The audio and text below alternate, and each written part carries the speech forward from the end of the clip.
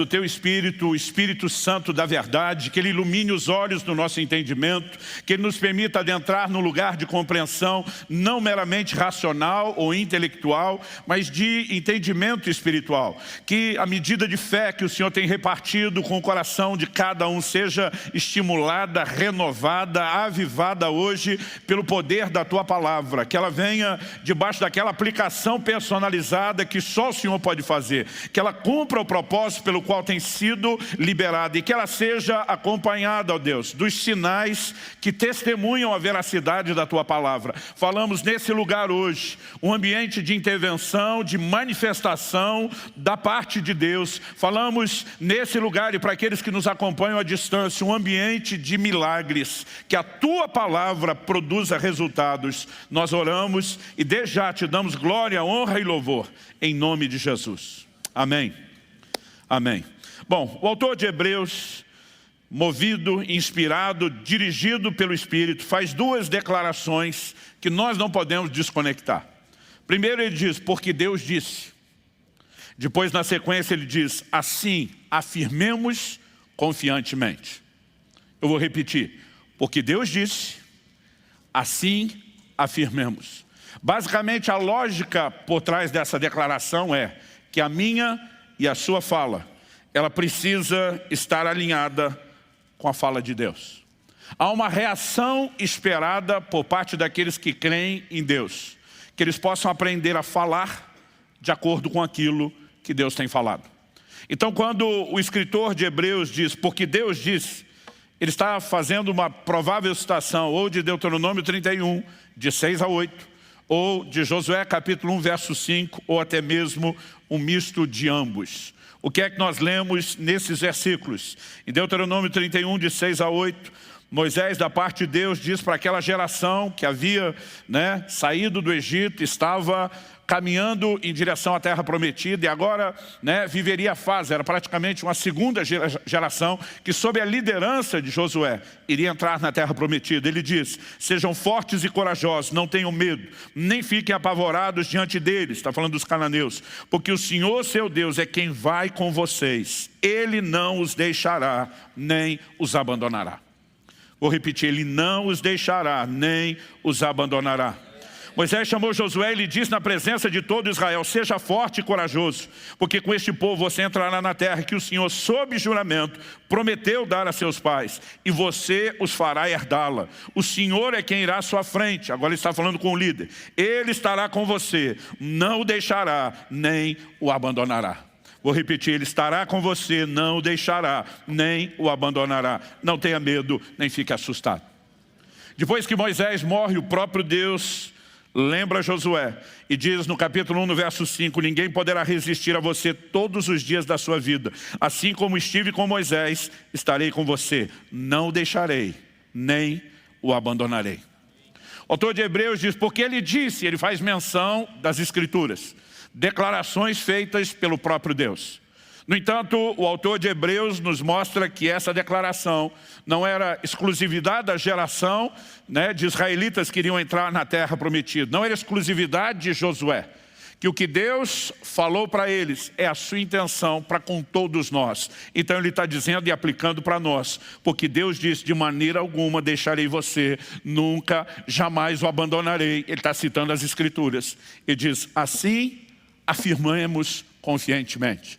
E agora o assim afirmemos, ele cita de novo outra porção das Escrituras, que é o Salmo 118, 6. O Senhor está comigo, não temerei. O que é que alguém pode me fazer? Ou, como diz as versões mais clássicas, o que me poderá fazer o homem? Então ele diz, de acordo com o que Deus diz, nós vamos dizer em linha. E aqui, ele cita uma porção das Escrituras. E agora, na hora de falar da nossa declaração, ele cita outra. Assim afirmemos confiantemente, o Senhor é meu auxílio, não temerei. O que é que alguém pode me fazer? A verdade é que nossa fala deve estar alinhada com a fala divina. O tema da minha mensagem hoje é declarando a palavra. Um princípio de fé importantíssimo, fundamental. E eu gostaria de expor isso baseado em três fundamentos ou alicerces bem distintos. O primeiro deles eu quero te mostrar pelas Escrituras que a fé tem uma confissão. Depois, em segundo lugar, eu quero te mostrar que aquilo que falamos exterioriza a fé. E em terceiro e último lugar, que a fé falada materializa as realidades espirituais. Então, eu quero também chamar a sua atenção, enquanto começamos, que o reconhecimento de que a verdade nas nossas vidas não é necessariamente determinada pelas circunstâncias, mas pela palavra de Deus, é fundamental na vida dos que creem, dos que querem andar e caminhar com Deus. Então, vamos lá. Eu gostaria que, em primeiro lugar, só para efeito didático, não tem nada espiritual nisso, você repetisse comigo o primeiro princípio. Diga: a fé tem uma confissão. Agora, aquele segundo momento que você estava esperando, eu pedi para repetir com mais gosto e vontade. Vamos lá. A fé tem uma confissão. O Senhor Jesus fez a seguinte declaração. No Evangelho de Marcos, no capítulo 11, no verso 23, ele nos ensina um princípio bíblico, uma lei espiritual, de se declarar com a boca aquilo que o coração crê. E diz: porque em verdade lhes digo que, se alguém disser a esse monte, levante-se, jogue-se no mar, e não duvidar no seu coração, mas crê que se fará o que diz, assim será com ele. Não duvidar no coração, mas crê que se fará o que diz. A Bíblia fala de fé ou dúvida operando no coração, mas sempre sendo externados por meio da boca. O apóstolo Paulo também escreve aos Romanos. E escrevendo aos Romanos, ele faz inclusive uma citação de Deuteronômio. Romanos capítulo 10, de 8 a 10. Porém, o que se diz? A palavra está perto de você, na sua boca e no seu coração. Essa é a citação do Antigo Testamento, das Escrituras. Então ele diz: isto é, a palavra da fé que pregamos. Se com a boca você confessar Jesus como Senhor, e em seu coração crer que Deus o ressuscitou dentre os mortos, você será salvo. Porque com o coração se crê para a justiça, e com a boca se confessa para a salvação.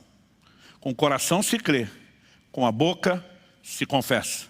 A fé que está internalizada no coração precisa ser externalizada por meio da nossa declaração, por meio da nossa confissão. E nós precisamos entender, isso é princípio bíblico.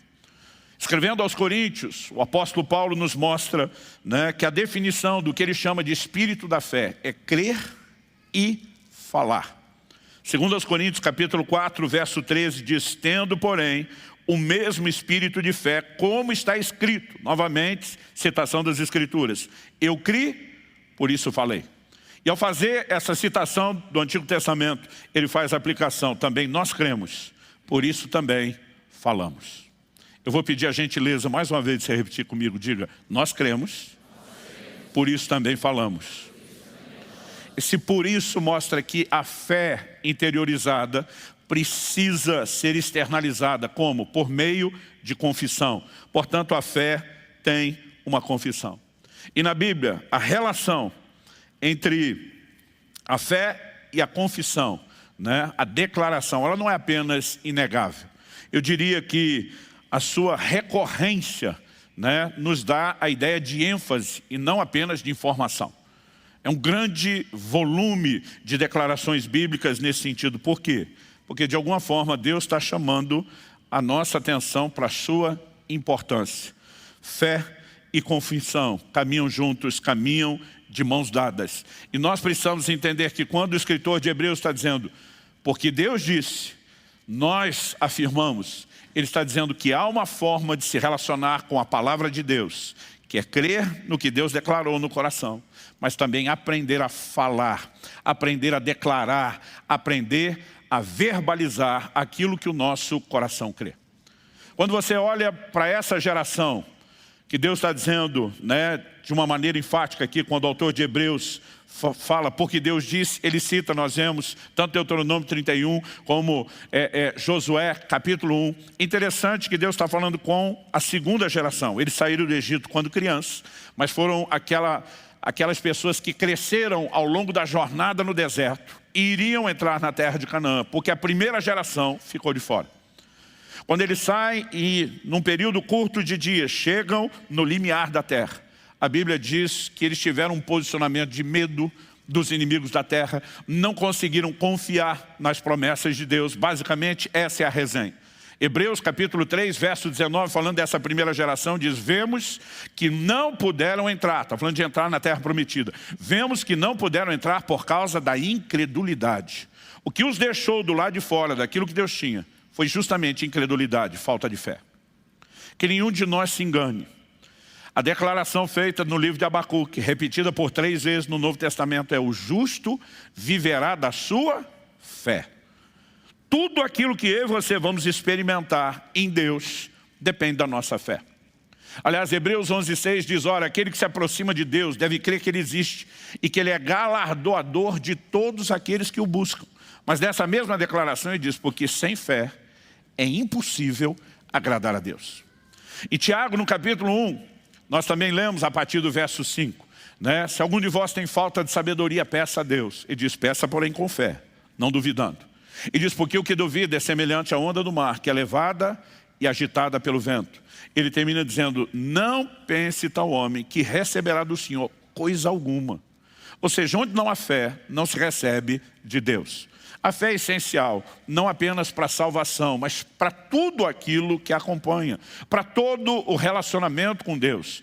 Tudo aquilo que eu e você vamos experimentar depende da fé. Não apenas o nosso destino eterno, quando falamos da plenitude da salvação, mas no Evangelho de João nós também lemos: essa é a vitória que vence o mundo, a nossa fé. Toda e qualquer oposição, adversidade vão requerer de mim e de você um posicionamento de fé. Por isso é tão importante e necessário que eu e você entendamos a natureza da fé, saibamos como operar em fé. Segundo lugar, eu gostaria de destacar que o que falamos exterioriza a nossa fé. Você pode repetir isso comigo? Diga: o que falamos exterioriza a nossa fé. Agora aquela segunda vez empolgada que você só estava esperando eu pedir: o que falamos exterioriza a nossa fé. Então vamos lá. Em Mateus, no capítulo 12, no verso 34, Nosso Senhor diz que a boca fala do que o coração está cheio. Ele diz: raça de víboras, como vocês podem falar coisas boas sendo maus? Está dizendo que a natureza do que nós falamos, transbordamos pelos lábios, tem a ver com aquilo que nós somos, com aquilo que carregamos do lado de dentro. Então ele conclui: porque a boca fala do que o coração está cheio. Eu gosto de dizer que normalmente a confissão revela a fé, ou a falta dela, mas não necessariamente a cria. Quando nós falamos de confissão, eu acho que algumas verdades precisam ser melhor entendidas, porque as pessoas confundem confissão de fé com confissão positiva. Pastor, qual é a diferença? A diferença é que se você confessa a fé que você tem, não são meramente as suas palavras que mudam realidades. São suas palavras carregadas de fé. E você não crê porque você quer. Você só pode crer em cima daquilo que Deus falou. Porque Romanos capítulo 10, verso 17, diz que a fé vem por ouvir e ouvir a palavra de Deus. Outro dia uma pessoa falou para mim, né, se tudo é possível que creio, eu creio que eu posso voar, eu consigo? Falei: não, a menos que Deus te diga. Como não há uma promessa bíblica falando para você voar, você vai precisar de uma palavra específica. Se Ele te der, faz que nem Filipe, que Atos capítulo 8 nos mostra, foi um dos primeiros a voar de Jesus Airlines. A Bíblia diz que o Espírito do Senhor arrebatou a Filipe e se achou em outra cidade. Eu não sei como foi a parada. Com certeza foi um negócio doido. Não sei nem como ele aterrissou lá, se com o cabelo para trás do vento, se foi teletransportado. Mas, a menos que você tenha uma palavra de Deus, você não decide acreditar. A fé ela é inspirada e provocada pelo que Deus fala. Portanto, quando estamos falando de declarar a palavra, aquilo que Deus falou e encher o nosso coração de fé passa a ser verbalizado. Isso é diferente do que até ímpios falam sob mera confissão positiva. Pode ficar sentado no sofá da sua sala o resto da vida dizendo: eu sou rico, eu sou rico, eu sou rico. E provavelmente você não vai ver muita diferença. Porque a confissão positiva ela tem mais o poder de te iludir do que mudar a circunstância. A confissão positiva é parecido com uma ilustração que eu vi uma vez alguém dar e eu achei muito, tanto engraçada quanto, né, esclarecedora. Ele diz: confissão positiva é a mesma coisa que você botar um Ray-Ban verde numa vaca lá no sertão do árido, não é nem do semiárido, do Nordeste. Quando você botar aquela lente verde, ela vai olhar para o capim seco e vai enxergá-lo verde. Mas a hora que botar a boca lá, continua seco. Porque não importa se você está olhando para aquilo como verde, né? A sua visão não tem o poder de mudar aquela realidade. A fé tem uma natureza completamente diferente. Ela não precisa daquele Ray-Ban. Ela olha para o capim seco e diz, está seco ao olho natural, mas Deus falou algo diferente. E ela tem o poder de vivificar, de mudar aquela situação, de reverdecer o capim que secou por uma intervenção sobrenatural. São coisas distintas. Então nós precisamos entender isso, né? O que falamos normalmente exterioriza a nossa fé. Não é o que você fala que determina o que você vai crer. Por que é importante a gente ver isso? Porque a Bíblia apresenta uma ordem. Eu citei agora há pouco, 2 Coríntios 4,13. A Bíblia diz, nós cremos, por isso falamos. Então qual é a ordem? Primeiro se crê, depois se fala. Mas de vez em quando alguém ouve um tipo de ensino como esse, sobre a importância de declarar a palavra, e ele começa a tentar declarar, para ver se ele consegue crer depois. Outro dia eu vi alguém, tentei praticar esse negócio. Eu falei, não é tentar praticar. Em primeiro lugar, é um princípio, né? Se você crê, não importa se alguém te ensinou ou não, você vai falar. Se no seu coração a fé estiver acesa, cheia da palavra de Deus, ninguém vai te parar. Agora, se por um lado a Bíblia diz que a fé vem por ouvir, eu quero que você saiba que a dúvida também vem por ouvir. A fé vem por ouvir a coisa certa, a palavra de Deus. A dúvida vem por ouvir a coisa errada. Quando Moisés envia aqueles 12 espias para a terra de Canaã, 10 dos 12 voltam com um relato ruim. A Bíblia diz que eles infamaram a terra. Mas pastores disseram, a terra é boa. Não só boa, eles disseram, verdadeiramente ela mana leite e mel. Mas eles começaram a dizer, mas tem gigante. A terra está ocupada, não está lá dando sopa. Está cheio de inimigos, não são inimigos quaisquer, são gigantes. Não são apenas gigantes, habitam em cidades fortificadas. E as cidades fortificadas estão no alto dos montes. O livro de Números diz que eles fizeram derreter o coração do povo. Porque o povo escolheu dar ouvidos ao relato da circunstância, em vez de dar ouvidos à palavra de Deus. Agora tem 2, não só no meio dos 12, mas no meio daquela geração inteira. Foram os únicos que entraram na terra prometida, Josué e Caleb. O posicionamento deles é completamente diferente. Eles começam a se posicionar, e daí que a terra tem gigantes. Eles dizem diante do povo, ausentou-se deles a sua segurança. O Senhor é conosco, nós não vamos temê-los, nós vamos consumi-los como pão. Por que eles estão se posicionando dessa forma? Porque desde que Deus prometeu, o coração creu. E agora estão falando. Enquanto o povo está com medo dos gigantes, porque estão olhando para as circunstâncias, estão valorizando o discurso de outros, esses 2 disseram, nós ficamos com o que Deus falou. Ele é fiel, Ele é verdadeiro, Ele não pode mentir, Ele não nega a si mesmo, Ele vela sobre a sua palavra para fazê-la cumprir. A fé se apoia no caráter de Deus. Esses 2 disseram, se Ele resolveu falar, se Ele prometeu com juramento, se Ele falou, está falado. E eles se agarram tão somente à palavra e começam a declarar isso. Enquanto Hebreus 13:19 vai dizer que o resto não entrou por causa da incredulidade, presume-se que os únicos 2 da geração que entraram porque tiveram fé. E essa fé foi externada. Essa fé foi manifestada por meio daquilo que eles falaram. Quando a Bíblia diz, eu criei, por isso falei, eu acredito que nós precisamos ter cuidado. Eu aprendi desde a minha adolescência, as pessoas diziam, cuidado com o que você fala. Palavras são sementes. Eu gosto de as pessoas não fiquem falando o que você não quer viver. Mas alguns às vezes estão numa neura que você não pode nem brincar. Está quebrado, está amarrado essas palavras, cancelo agora. Eu olho para uns crentes, tem aquele segmento de uma religião chamada xiita e tem o crente que é o chato. Assim, você não pode nem se divertir. Aí outro dia falou, está cancelado essas palavras. Eu falei, meu amigo, a Bíblia diz que é quando o coração crê e a boca fala o que crê, que isso tem o poder de provocar mudança. Agora, se você não crê no que fala, seja brincando ou tentando fingir que crê, não vai funcionar. Não é a palavra pela palavra, é o transbordar da fé. Agora, deixa eu dizer uma coisa.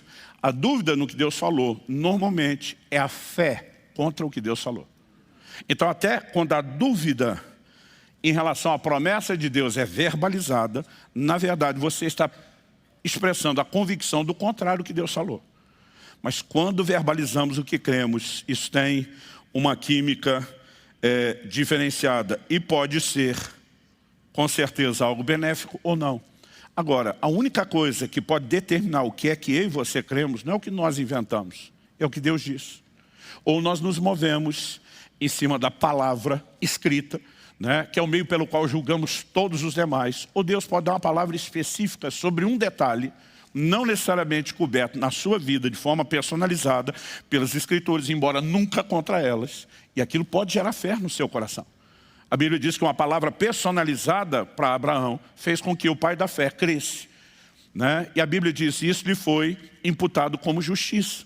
Então, eu e você precisamos aprender a valorizar a palavra de Deus. A razão pela qual o crente precisa de um envolvimento profundo com a Bíblia, gente, não é por mera questão de ter informação. Não é apenas para definir, né, de uma forma geral a doutrina, o credo. A palavra de Deus é alimento para a nossa fé.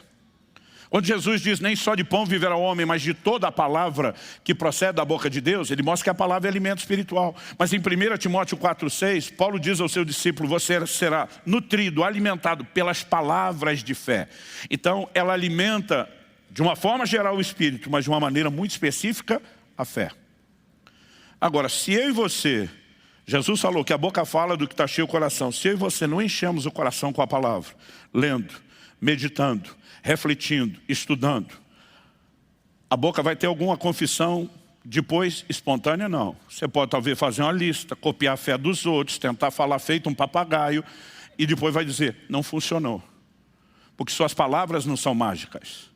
Mas se houver fé inspirada pela palavra de Deus e a fé na palavra for verbalizada, então você vai atrair uma realidade que Deus cria, não que as suas palavras criam. Dá para entender a diferença?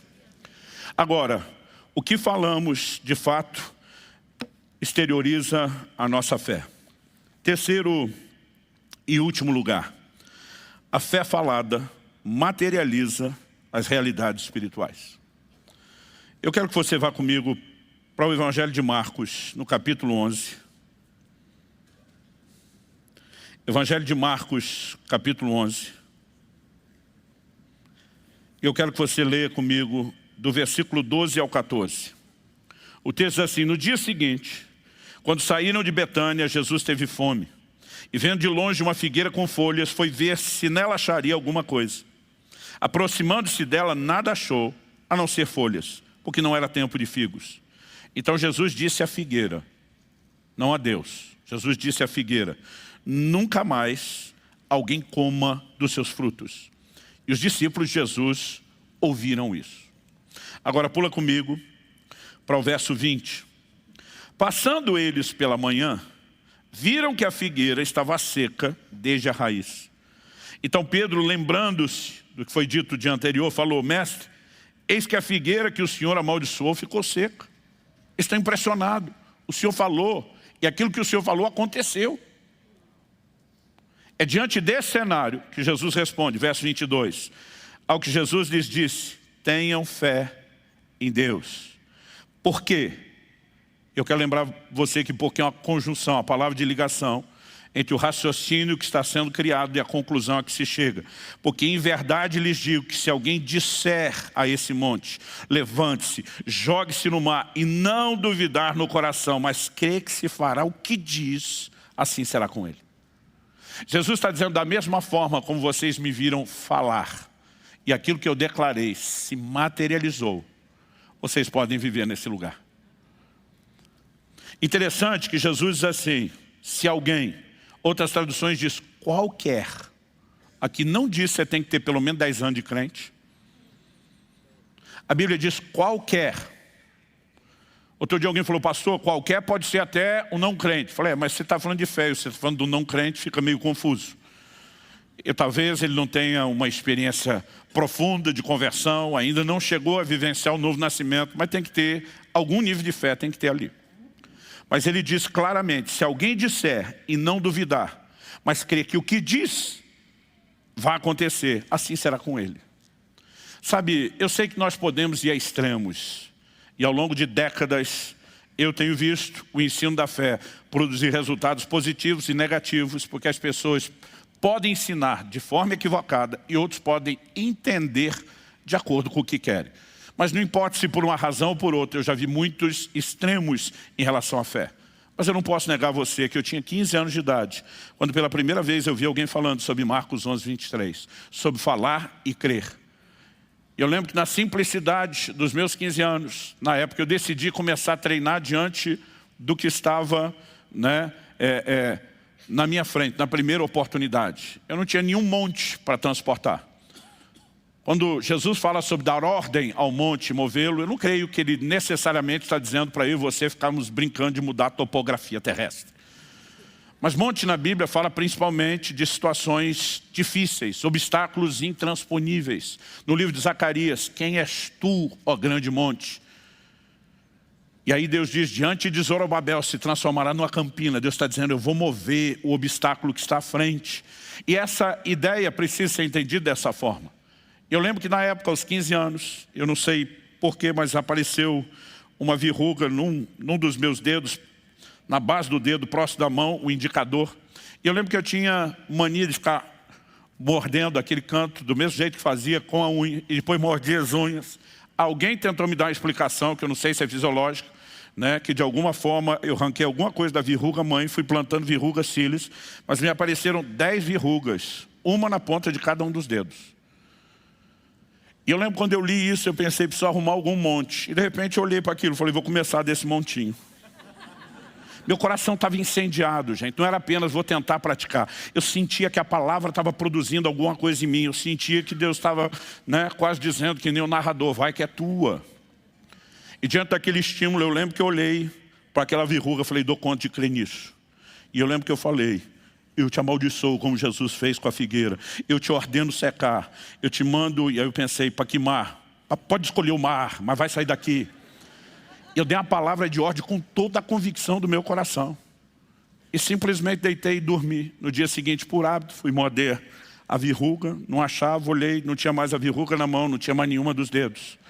E não importava o que alguém tentasse me dizer, te ensinar errado. Eu falei, mas funcionou desde os 15 anos, está funcionando até hoje. E sabe, nós precisamos aprender a confiar em Deus. Precisamos aprender a confiar. E hoje eu olho para trás e eu digo, Deus está me dizendo, não importa o tamanho do problema, se parece grande, se parece pequeno, eu e você podemos crer. E por meio da fé podemos ver resultados. Agora, o que eu e você precisamos compreender é que a fé falada materializa as realidades espirituais. Pastor, então o senhor passou a ter um ministério de orar para assumir verruga? Não, embora é interessante que isso ainda acontece até hoje. Mas Deus de alguma forma estava provocando minha fé, dizendo, eu quero que você treine, eu quero que você exercite a sua fé, eu quero que você aprenda a confiar em mim. E algo que eu e você precisamos entender sobre a natureza da fé, quando a Bíblia diz em Hebreus 11 que a fé é a convicção daquilo que não se vê, eu gosto de uma tradução mais antiga da Bíblia de Jerusalém. Esses dias consultei uma publicação moderna e eles mexeram um pouquinho, mas uma mais antiga tentou traduzir esse texto assim, a fé é uma posse antecipada daquilo que se espera. Em outras palavras, nós podemos dizer que é ter antes de ter. Curioso é que uma tradução, na verdade algumas, mas não são a maioria, elas traduzem Marcos 11, 22. Eu, por exemplo, em português, eu encontrei isso na versão de Antônio Figueiredo, onde nós normalmente lemos tende fé em Deus. Algumas traduções optaram, e alguns comentaristas, né, estudiosos da área, sugerem que uma das possíveis traduções é tende a fé de Deus. Em outras palavras, a fé que Deus tem. Imite Deus. Por que eu estou dizendo isso? Quando Romanos nos chama a ter como modelo Abraão, dizendo que ele é o pai da fé, Romanos 4, 16, 17, se referindo, né, ao que acontece lá no registro de Gênesis, ele diz, essa é a razão, porque provém da fé, para que seja segundo a graça, a fim de que a promessa seja garantida para toda a descendência, não somente a descendência que está no regime da lei, mas também a descendência que tem a fé que Abraão teve. Está falando aqui dos gentios, os filhos na fé. Porque Abraão é pai de todos nós, como está escrito, eu constituí por pai de muitas nações. Diante daquele em quem Abraão creu, o Deus que vivifica os mortos e chama à existência as coisas que não existem. Outras traduções dizem, chama as coisas que não são, como se já fossem. Essa é a forma que Deus age.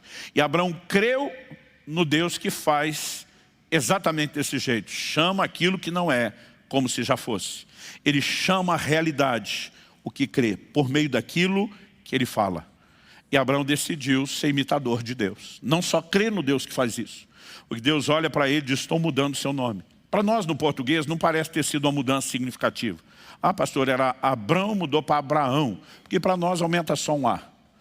No hebraico, aumenta um H antes do A e muda completamente o fonema. É por isso que em outras línguas, como no inglês, né, não se fala Abraão, 2A, fala Abraham.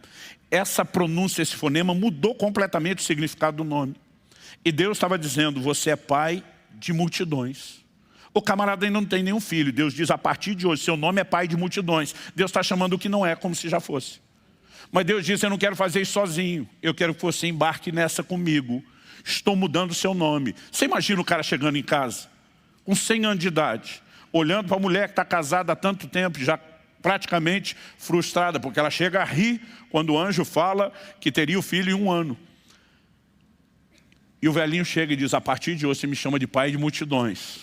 Eu fico tentando imaginar a linguagem corporal de Sara. Fico tentando imaginar os servos da casa. Fico tentando imaginar os amigos e os vizinhos. Ninguém mais me chama pelo nome antes. Eu sou pai de multidão. Tá bom, pai de multidão, que não tem filho.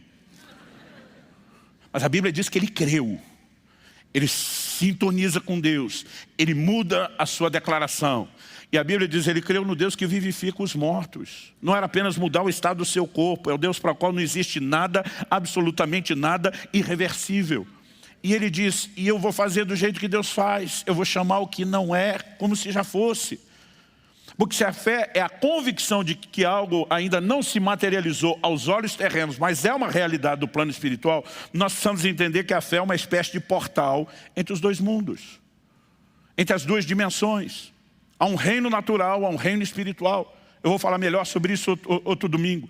Mas nós precisamos entender que a fé tem a capacidade de trazer. Por isso que eu estou falando.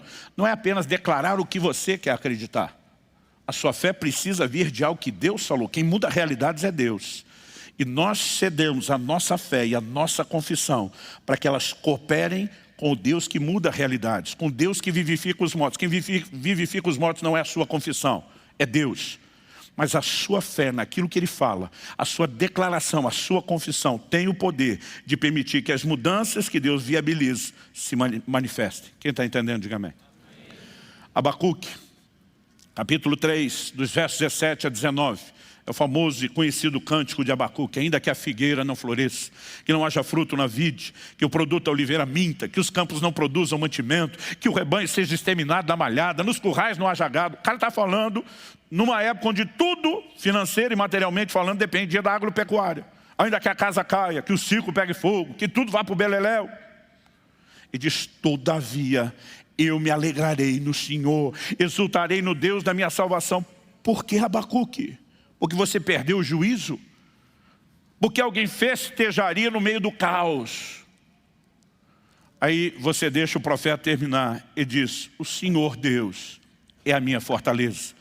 Ele faz os meus pés como os da corça. Ele me faz andar nos meus lugares altos. Aqui ele não está meramente entoando um cântico. O verso 19 é confissão da palavra. Salmo 18. Segundo Samuel 22, ele pega uma porção do que já era escritura nos seus dias e começa a dizer, não importa o que as circunstâncias estão dizendo, porque Deus disse que os meus pés são como os da corça, Ele me faz andar nos meus lugares altos. Eu vou afirmar confiantemente o que Deus falou, eu não vou declarar circunstâncias, porque Deus disse, eu vou falar o que Deus falou. E ele alinha completamente a sua fala com a fala de Deus. O problema é que muitas vezes nós queremos dar uma de Abacuque, dizer, vamos alegrar no meio do caos, sem a confiança no Deus que muda o caos. Por quê? Porque a fé se apoia no caráter de Deus. Deus vela sobre a sua palavra para fazê-la cumprir. A Bíblia diz que Ele não pode mentir, Ele não pode negar-se a si mesmo. Cristo diz, passarão os céus e a terra, mas a minha palavra não há de passar. Na oração de João 17, ele diz, a tua palavra é a verdade. Então, a minha e a sua fé se apoia no quê? Na palavra de Deus, que é digna de confiança. Porque a fé se apoia não só na palavra. Quando nos apoiamos na palavra, nós estamos dizendo, nós apoiamos a fé no seu caráter imutável, na sua incapacidade de mentir. Quando Pedro diz, sobre a tua palavra lançarei as redes, ele está dizendo, toda atitude de fé é baseada no compromisso que o Senhor fez. É por isso que Josué e Caleb dizem, e daí que tem gigante, e daí que o cenário está caótico, quem foi favorecido é a gente, a palavra de Deus está conosco, a palavra de Deus nos foi dada. Mas se nós não aprendemos a falar de acordo com ela, as circunstâncias não vão mudar. Eu me lembro Anos atrás, acho que isso foi ali mais ou menos pelo ano 2000, eu contraí uma hepatite. Eu lembro que um médico da igreja que foi me examinar, no início havia uma preocupação, eu tinha muitos sinais que coincidiam com o da malária, estava passando mal, eu havia estado na Amazônia, na África, né? E a gente foi ficando alerta, acompanhando, até que finalmente o resultado saiu. Então logo saiu o resultado do exame, apareceu aquela icterícia, o amarelão da pele, dos olhos, e ele passou dos males o menor. Né? Nós estamos lidando com hepatite, descobrimos o que é, tanto ela como malária atacam o fígado, os sintomas às vezes são parecidos, mas eu lembro que ele falou assim, nós não temos remédio, não tem outro tratamento a não ser repouso. O médico disse, seu fígado está virado na gelatina e o senhor vai ter que parar, porque nós não podemos ter problema, né, de comprometer o seu fígado. Ele falou, e se o senhor não parar por bem, eu venho com a polícia e eu lhe interno à força. Ele falou, na igreja manda o senhor, aqui no consultório mando eu. Eu falei, sim senhor, vou parar. Né? Ele sabiamente chamou para consulta a dona Kelly, que estava lá, ouvindo tudo que ela estava dizendo. Ela disse, cancela a agenda agora. Eu falei, estou cancelando, estou parando. Vocês podem diminuir esse complô. E no início ainda pensei, eu estava na correria, era o mês de dezembro, final de ano, eu cansado do ritmo. Falei, estou até precisando de uns dias para descansar. Vai ser bom. Agora, o imperativo ele não precisa de muito descanso. Ou ele acredita que não. Depois de uma semana em casa, eu estava me consumindo já. Eu pensei, 40 dias, só passou uma semana. E aquele negócio começou a me incomodar, mas eu falei, eu tenho que vencer, eu tenho que superar. Mas perto de 10 dias, eu lembro de um momento que eu estava orando, e não estava orando por isso. E Deus abriu os meus olhos. Eu não tenho tempo, e mesmo que tivesse, não consigo explicar a clareza do entendimento que eu tive. Eu percebi que não só eu, mas todos os pastores com suas famílias estavam debaixo de um ataque cerrado do inimigo. Não é o tipo de coisa que eu parei, por falta de opção, deve ser isso. 10 dias depois, no momento de oração, Deus me abriu aquela clareza. Quando eu entendi que a gente estava debaixo de ataque do inimigo, num momento significativo da igreja, e que havia uma tentativa do inimigo nos parar, falei, Deus não me mostrou isso à toa. Eu é que não fico parado mais 30 dias. E naquele momento, o que Deus falou, ainda que de forma personalizada, provocou no meu coração fé. Mas no início, eu comecei tentando imitar a fé que eu manifestei em outros momentos. Eu comecei tentando imitar outros. Falei, não tem outro remédio, é declarar a palavra de Deus. Passei 2 dias inteiros confessando todos os versículos de cura e de saúde que eu encontrava na Bíblia. Me diz a minha alma ao Senhor, não se esqueça de nenhum só dos seus benefícios. É Ele quem perdoa todas as tuas iniquidades. Ele quem sara todas as tuas enfermidades. Pelas suas pisaduras estou sarado. Eu ia versículo após versículo, 2 dias inteiros. Depois de 2 dias inteiros, falando sem parar, andando pela casa de um lado para o outro, só ficava falando da Bíblia. Na segunda noite, eu tive um sonho. Qual foi o sonho? O que me incomodava naquele estado de hepatite não era tanto o amarelão, a icterícia da pele e dos olhos. Era, e desculpa, eu não consigo contar histórias sem tocar no que para alguns é nojento, era a cor da urina, que fica muito escura. Quem teve sabe. Cada vez que eu ia ao banheiro, eu via a cor da urina, eu ficava assim, todo estragado por dentro. Aquele negócio me incomodava. Nesse sonho, a única coisa que eu lembro, a hora que eu acordei, eu tinha acabado de sonhar, acordei com aquilo. Eu ia ao banheiro e observava que a cor da urina estava clara. E no sonho eu dizia, glória a Deus, esse é o testemunho que eu fui curado. Acordei com aquilo. Gente, eu dei-lhe um pulo da cama. Glória a Deus, estou curado. Corri no banheiro, urinei, a cor da urina estava escura. A hora que eu vi aquilo, gente, pensa num cara assim que murchou. Eu voltei do banheiro para o quarto, parecia um orangotango, com as mãos já lá no chão. Desanimado, eu lembro que me joguei na cama. Falei, Deus, eu acho que tem hora que a gente quer fantasiar, espiritualizar tudo. Tem hora que tem que aceitar a circunstância mesmo, que seja 30 dias de cama. Eu desisti naquele momento. Enquanto eu estou ali resmungando, que é o que eu brinco, que eu digo que não é nem oração, é choração. O Espírito Santo falou comigo. Ele diz, eu te mostrei no sonho a realidade espiritual. Você escolheu acreditar na natural. Quando ele falou aquilo, meu amigo, algo dentro de mim brotou, que eu não tinha naqueles 2 dias. Era uma certeza, peraí, o Senhor mostrou, é o Senhor falando. Eu levantei daquela cama e falei, diabo, você tentou me desanimar usando esse negócio. Revanche, nós vamos para o segundo round agora, maluco. Enchi uma jarra d'água e comecei um copo atrás do outro a tomar aquilo declarando, pelas suas pisaduras fui sarado. Bendize a minha alma ao Senhor, não se esqueça de nenhum só dos seus benefícios e dele um copo d'água atrás do outro. Quando o tanque encheu e eu precisei esvaziar, a urina estava clara. Essa é a hora que o diabo fala para você, também com o tanto de água que tomou. Mas nunca mais ficou escura. Sabe, há um momento onde eu e você precisamos fazer uma escolha. Mas não é só encenar o comportamento de quem crê. Durante 2 dias eu estava tentando, para depois ver aqui, não é. Mas quando você se agarra ao que Deus falou e diz, isso aqui é meu, ninguém tira, ninguém toma, e você começa de fato a declarar, isso tem o poder de trazer a concretização, a materialização do que Deus está falando, mudando as circunstâncias. Quem está entendendo? De qualquer forma, eu e você precisamos mudar o discurso. Porque muitos de nós temos falado coisas que não tem nada a ver com o que Deus falou. Muitos de nós temos feito declarações o tempo todo, que às vezes nós não percebemos, são espontâneas, mas elas externam a fé errada ou a falta de fé que nós temos. E só uma forma de mudar isso. Não é meramente mudar o discurso, é mudar o depósito. E você temos que nos encher da palavra, o alimento da fé. E você temos que nos encher de tal forma. Jesus diz, a boca fala do que está cheio o coração. E encher não é apenas o momento onde você lê. A Bíblia diz sobre meditar na palavra dia e noite. Tem um momento pós-leitura, onde você vai ter a continuidade daquilo. Você começa a processar, você começa a mastigar aquelas verdades. E à medida que eu e você enchemos o coração, automaticamente, você não precisa esforçar a dizer. Você começa a alinhar aquilo que você fala com aquilo que Deus falou. E quando você está alinhando porque Deus falou e crendo no que Deus falou, aí sim, essas palavras começam a cooperar com o que Deus falou, no sentido de mudar realidades. Quem está entendendo, diga amém. Diga comigo, porque Deus falou, assim afirmamos confiantemente. Olha para alguém perto de você e fala, porque Deus disse, assim afirmemos confiantemente. Vamos ficar em pé para parecer que está acabando.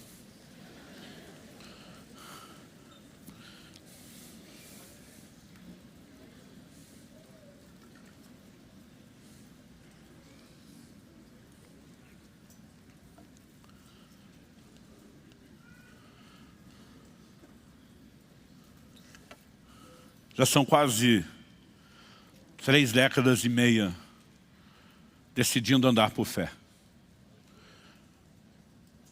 Eu percebo quando eu olho para alguém crendo, que a fé dos outros pode dar dor de barriga na gente que não está crendo igual. Pode deixar a gente desesperado. Mas quando você está se movendo, alguém diz que a fé é um passo no escuro. Eu disse, a fé é um passo no escuro para quem olha a gente dá o passo. Quem dá o passo sabe exatamente onde está pisando. É na palavra de Deus. É naquilo que Deus falou. Ao longo do mês eu quero compartilhar alguns testemunhos. Mas é precioso olhar ao longo de anos e ver tanta intervenção de Deus. Mas a verdade é que Deus não tem filhos prediletos. Eu não aceito a ideia de Deus ter filho predileto. A menos seja eu, aí eu posso abrir uma exceção. Senão, não. Gente, eu sou de uma época onde a Coca-Cola de 1 litro era chamada família, porque era para a família inteira. No nosso caso era para uma família de 5. E era só para o domingo, que não tinha dinheiro para tomar esse negócio todo dia. É por isso que naquela época a gente não sabia que fazia mal, tomava pouco. E eu lembro que minha mãe tinha que colocar os copos de nós, os filhos, e preenchê-los um do lado do outro. E a gente ficava regulando milimetricamente. Ali, tem uma gotinha mais ali, quero aqui também. Sabe, eu não sei se foi o treino, mas até hoje, se eu ver Deus enchendo seu copo, eu vou falar para ele, tenho o mesmo direito.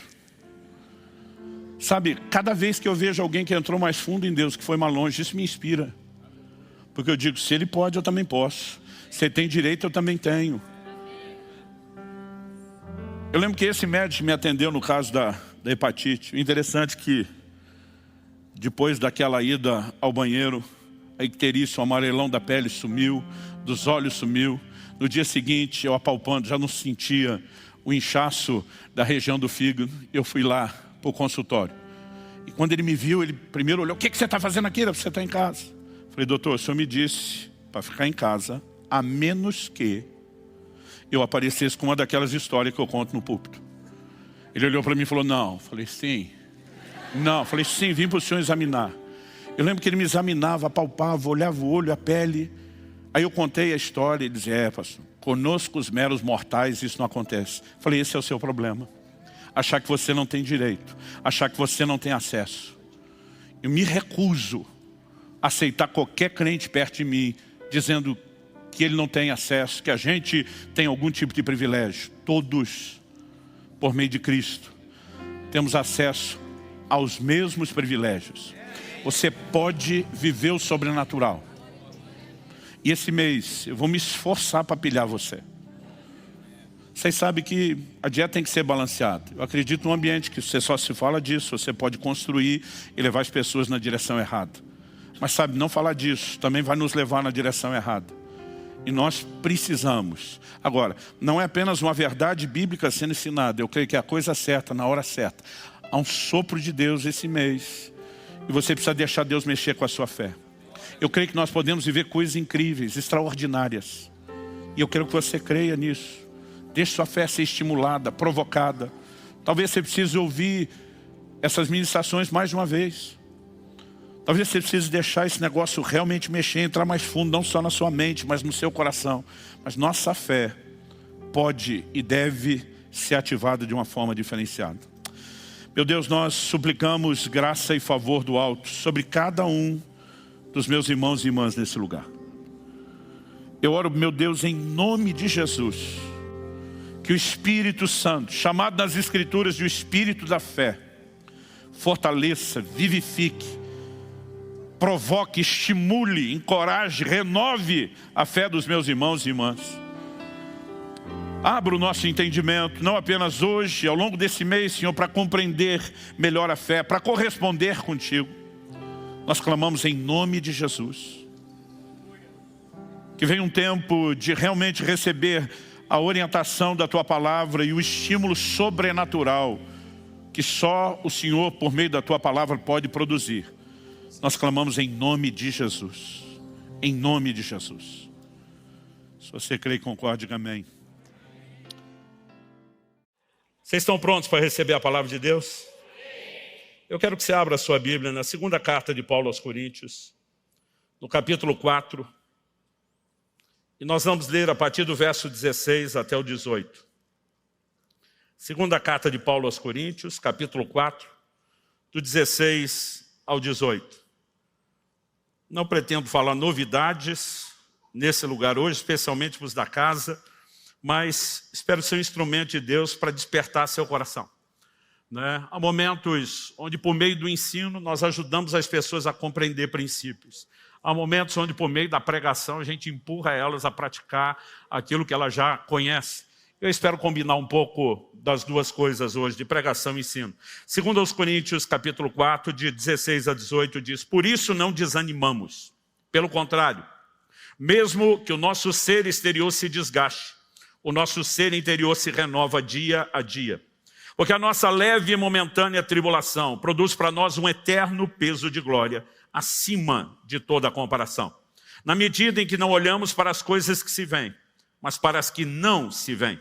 Porque as coisas que se veem são temporais, mas as que não se veem são eternas. Meu Deus, declaramos plena dependência no Senhor, na ação do Teu Espírito Santo nesse lugar. Nós oramos que não apenas a Tua palavra flua, provocando e despertando fé no coração do Teu povo, mas nós oramos por um ambiente profético, com a marca do sobrenatural. Declaramos que este é um ambiente de curas, de milagres, milagres de provisão, milagres de restauração familiar. Declaramos que este é um ambiente onde o destino profético de muitos será destravado. Declaramos que este é um ambiente de céus abertos e de intervenção angelical, para a glória de Deus, em nome de Jesus. Amém. Bom, o apóstolo Paulo fala sobre não desanimar. E de vez em quando eu digo, que um dia alguém me perguntou, é possível chegar a esse ponto de ser indesanimável? E de acordo com a declaração de Paulo, é possível viver acima do desânimo. E ele ainda diz, pelo contrário. O contrário de desanimar é você se manter muito animado. É a despeito de qualquer circunstância você se mover de forma diferenciada. Ele vai falar de uma tribulação que ele chama de leve e momentânea. Mas ele fala também de um peso de glória. E quando você tem de um lado a expressão peso e do outro a expressão leve, é porque Paulo está fazendo alusão à balança romana, aquela onde o peso padrão estava num prato e no outro se colocava, né, até que se equilibrasse aquilo que você queria entender pelo padrão. Ele diz que tribulações não pesam no prato, são leves, porque são momentâneas. Mas do lado de lá tem um peso de glória que é eterno, não é momentâneo, não é passageiro, né, pesa mais. E ele começa a nos ensinar como descompensar essa balança. Quando os momentos de tribulação chegam, ele diz, na medida em que não olhamos para as coisas que se veem, mas para as que não se veem. Porque as que se veem são temporais, mas as que não se veem são eternas. Há uma atitude que você pode, voluntária, intencionalmente, escolher, né, adotar no seu estilo de vida, é onde você coloca os seus olhos. Eu quero ter uma conversa sobre fé e eu quero intitular essa mensagem hoje de Olhos de Fé. Aos 15 anos de idade, cheio do Espírito Santo, meu coração gritava pelo sobrenatural. Encontrava dentro de mim, em algum lugar, né, encontrava assim aquela harmonia, aquele coro com grito de Gideão, que é feito das maravilhas que nos contaram nossos pais. Né? Eu era aquele tipo de gente que eu amava ler história de avivamento, biografia dos homens e mulheres de Deus que tiveram experiências com o Senhor, mas eu dizia, Senhor, eu não quero viver só da história do passado e da história dos outros. Eu quero experimentar na minha vida aquilo que o Senhor pode. O Senhor não mudou, o Senhor ainda é o mesmo. Ainda que as experiências não sejam exatamente iguais, né? Eu posso ter as minhas próprias, que outros também não vão ter, e eu tinha uma fome por isso. E eu fui muito despertado por um livro, que eu parei de contar quantas vezes eu li, na de número 17. Com certeza eu li mais de 20 vezes esse livro, chamado Vinho Novo é Melhor. É a biografia de um sul-africano chamado Robert Tom. Né? E até hoje, a publicação de décadas da Editora Vida tem na contracapa a mesma chamada. Essa é a história de um homem que viu o invisível, acreditava no incrível e recebia o impossível. E eu lembro que um dia alguém falou, olha, parece que você tem uma fome por milagre, leia esse livro, e aquilo me provocou. E eu comecei de alguma forma buscar esse caminho. Eu sabia que as manifestações do Espírito Santo são essenciais na nossa vida e em certos ambientes, mas eu descobri que quando você aprende a se mover em fé, você não depende de ter um ambiente profético, você não depende de ter uma pessoa ungida movendo nos dons, você pode acessar diretamente a fonte e trazer o sobrenatural para a sua vida. E eu sei que esse é um ambiente profético e do fluir dos dons, onde muita coisa vai acontecer. Mas você pode ver o da direita, receber o da esquerda, receber o da frente, receber o de trás, receber, e você ficar se questionando, e comigo? Mas se não acontecer nesse ambiente, você pode sair daqui também com o coração não só cheio de fé, mas de entendimento de como você pode acessar o sobrenatural para si mesmo. Então eu comecei a aprender bem cedo a importância de andar em fé. O que o apóstolo Paulo está falando aqui é sobre fé. Se você olhar, por exemplo, o verso 13, nós começamos lendo no 16. No 13 ele diz, tendo, porém, o mesmo espírito de fé, como está escrito, eu criei, por isso falei, também nós cremos e por isso também falamos. Há uma atitude, né, correta, alinhada à ação do Espírito Santo, que é chamado nas Escrituras do Espírito da Fé, que pode mudar completamente a minha e a sua caminhada. Mas nós precisamos entender o que é fé. Nós precisamos entender como ela opera. Porque muitas vezes nós estamos tentando crer sem saber exatamente o que é a fé. Eu já vi muito crente na hora da oração fazer cara de fé. É careta. Ele está orando, ele faz força, ele geme, de alguma forma ele tenta externar alguma coisa. Mas a verdade é que eu e você precisamos compreender exatamente o que é a fé e a natureza da fé. Em Hebreus, no capítulo 11, no verso 1, nós temos uma das melhores definições de fé que a própria Escritura apresenta. A fé é a certeza das coisas que se esperam e a convicção das coisas que não se veem. Você pode repetir comigo? Diga, convicção das coisas que não se veem. E 2 Coríntios 5:7, o apóstolo diz, visto que andamos por fé e não por vista. Aliás, ele está falando isso logo depois, né? A gente lê os últimos versículos do capítulo 4, logo depois, ele vai de novo falar de fé, assim como falou antes. E diz, visto que andamos por fé e não por vista. Eu aprendi, baseado nessas declarações principais de fé, que a fé é um passo no escuro, que você não precisa enxergar nada. Mas à medida que o tempo passava e eu ia estudando a Bíblia, eu comecei a entender, eu falei, não, a fé não é um passo no escuro. A fé parece um passo no escuro para quem está nos assistindo dar o passo de fé. Quem dá o passo de fé sabe exatamente aonde está pisando. E ele enxerga o que os outros não estão enxergando. Então, se por um lado a Bíblia fala que fé é a convicção do que não se vê, por outro lado, eu e você precisamos entender o que a palavra de Deus diz a respeito de Moisés. Em Hebreus capítulo 11, verso 27, a Bíblia diz que Moisés ficou firme como quem vê o invisível. Ou seja, a fé, ela ignora a visão natural das coisas e ela tem a sua própria visão. É por isso que eu quero usar aqui a expressão olhos de fé. O apóstolo Paulo está falando de uma escolha, não atentando nós nas coisas que se vêem com o olho natural, mas atentando naquelas que não se veem. A palavra atentar aqui, ela significa literalmente fixar os olhos, colocar, ajustar seu foco. Aliás, a NVI traduziu isso. Não fixando os olhos nas coisas que se veem, mas sim naquelas que não se veem. Ué, se não se veem, como é que nós fixamos os olhos? Não são os olhos naturais, são os olhos da fé. E eu e você precisamos entender exatamente como isso funciona. Porque muitas vezes as pessoas estão pensando, não, Deus está me chamando a não enxergar nada. Não, Deus está te chamando a enxergar algo diferente do que os seus olhos naturais veem. E essa é a natureza da obra da fé. A fé tem uma confissão, a fé tem obras, mas a fé também tem uma visão. E eu quero que você vá comigo para o livro de Gênesis, no capítulo 15. A Bíblia se refere várias vezes a Abraão como sendo o pai da fé. O Novo Testamento apresenta isso. Paulo, escrevendo aos Romanos, escrevendo aos Gálatas, ele vai falar a respeito de Abraão como pai da fé. Na verdade, em Romanos, no capítulo 4, ali nos versos 11 e 12, a Bíblia diz que Abraão deixou pegadas de fé, ou seja, um modelo para que eu e você possamos seguir. Então, Abraão, ele não apenas é uma boa referência. Nós podemos olhar para ele da perspectiva do Antigo Testamento e dizer que ele é a referência, e não apenas uma boa referência sobre o que é andar em fé. E a Bíblia nos mostra um momento onde Deus fala com Abraão. Abraão tinha uma promessa. O tempo está passando e as coisas não estão acontecendo. Quantos já descobriram que a maior parte das promessas de Deus não são instantaneamente cumpridas? Quem já percebeu na prática? E a Bíblia começa, Gênesis capítulo 15, a partir do verso 1, dizendo assim, depois desses acontecimentos, a palavra do Senhor veio a Abrão numa visão, dizendo, não tenha medo, Abrão, eu sou o seu escudo e lhe darei uma grande recompensa. Verso 2, Abrão respondeu, Senhor Deus, que me darás, se continuo sem filhos? Tipo, o que o Senhor falou não cumpriu ainda. E o herdeiro da minha casa é o Damasceno Eliezer.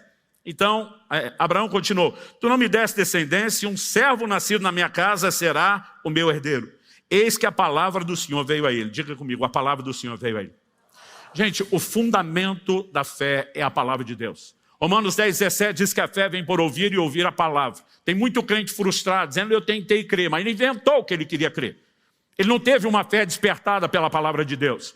Nem pela palavra escrita e nem tampouco, às vezes, por uma palavra específica, personalizada, profética, como a que Deus trouxe para Abraão. Abraão não tinha uma Bíblia na mão para ler. Mas quando a palavra de Deus vem a ele, qual era? Verso 4. Eis que a palavra do Senhor veio a ele dizendo, este não será o seu herdeiro, pelo contrário, aquele que será gerado por você, esse será o seu herdeiro. E a partir do momento que Deus dá essa palavra, olha a didática que Deus aplica com Abraão. Verso 5, então o Senhor levou para fora e disse, olhe para os céus, conte as estrelas, se puder contá-las, e disse, assim será a sua posteridade. E o verso seguinte diz, Abraão creu no Senhor, isso lhe foi atribuído por justiça. Durante muito tempo esse texto me gerou uma crise, porque eu pensava, se a fé é a convicção do que não se vê, por que é que Deus está tentando colocar uma imagem diante de Abraão? Por que Deus diz, sai da tenda contar as estrelas, se é que você pode contá-las?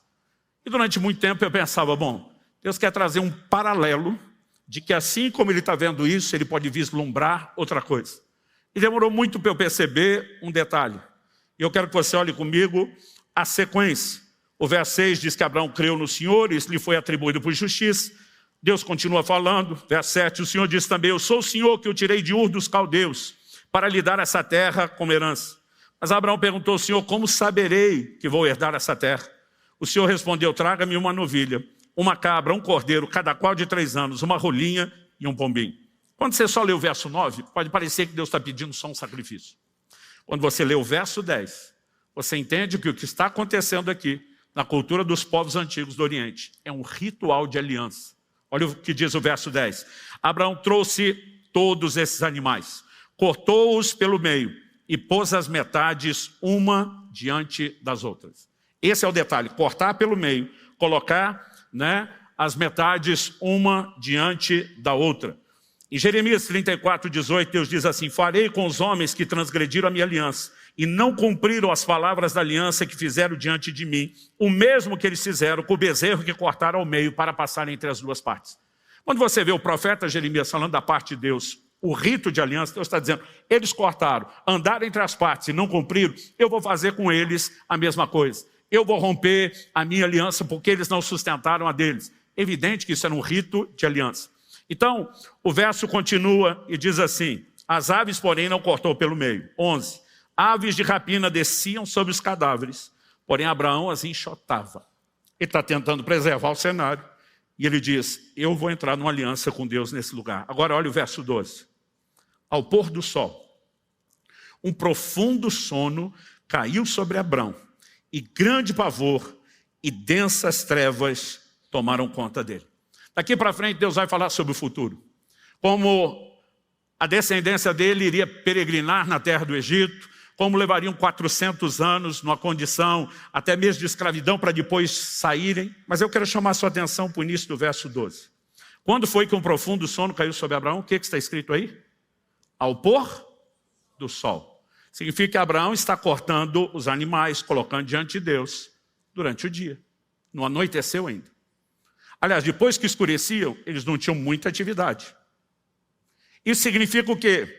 Que pouco tempo antes, quando Deus está dizendo para Abraão, sai da sua tenda, olha as estrelas do céu, é dia e não noite.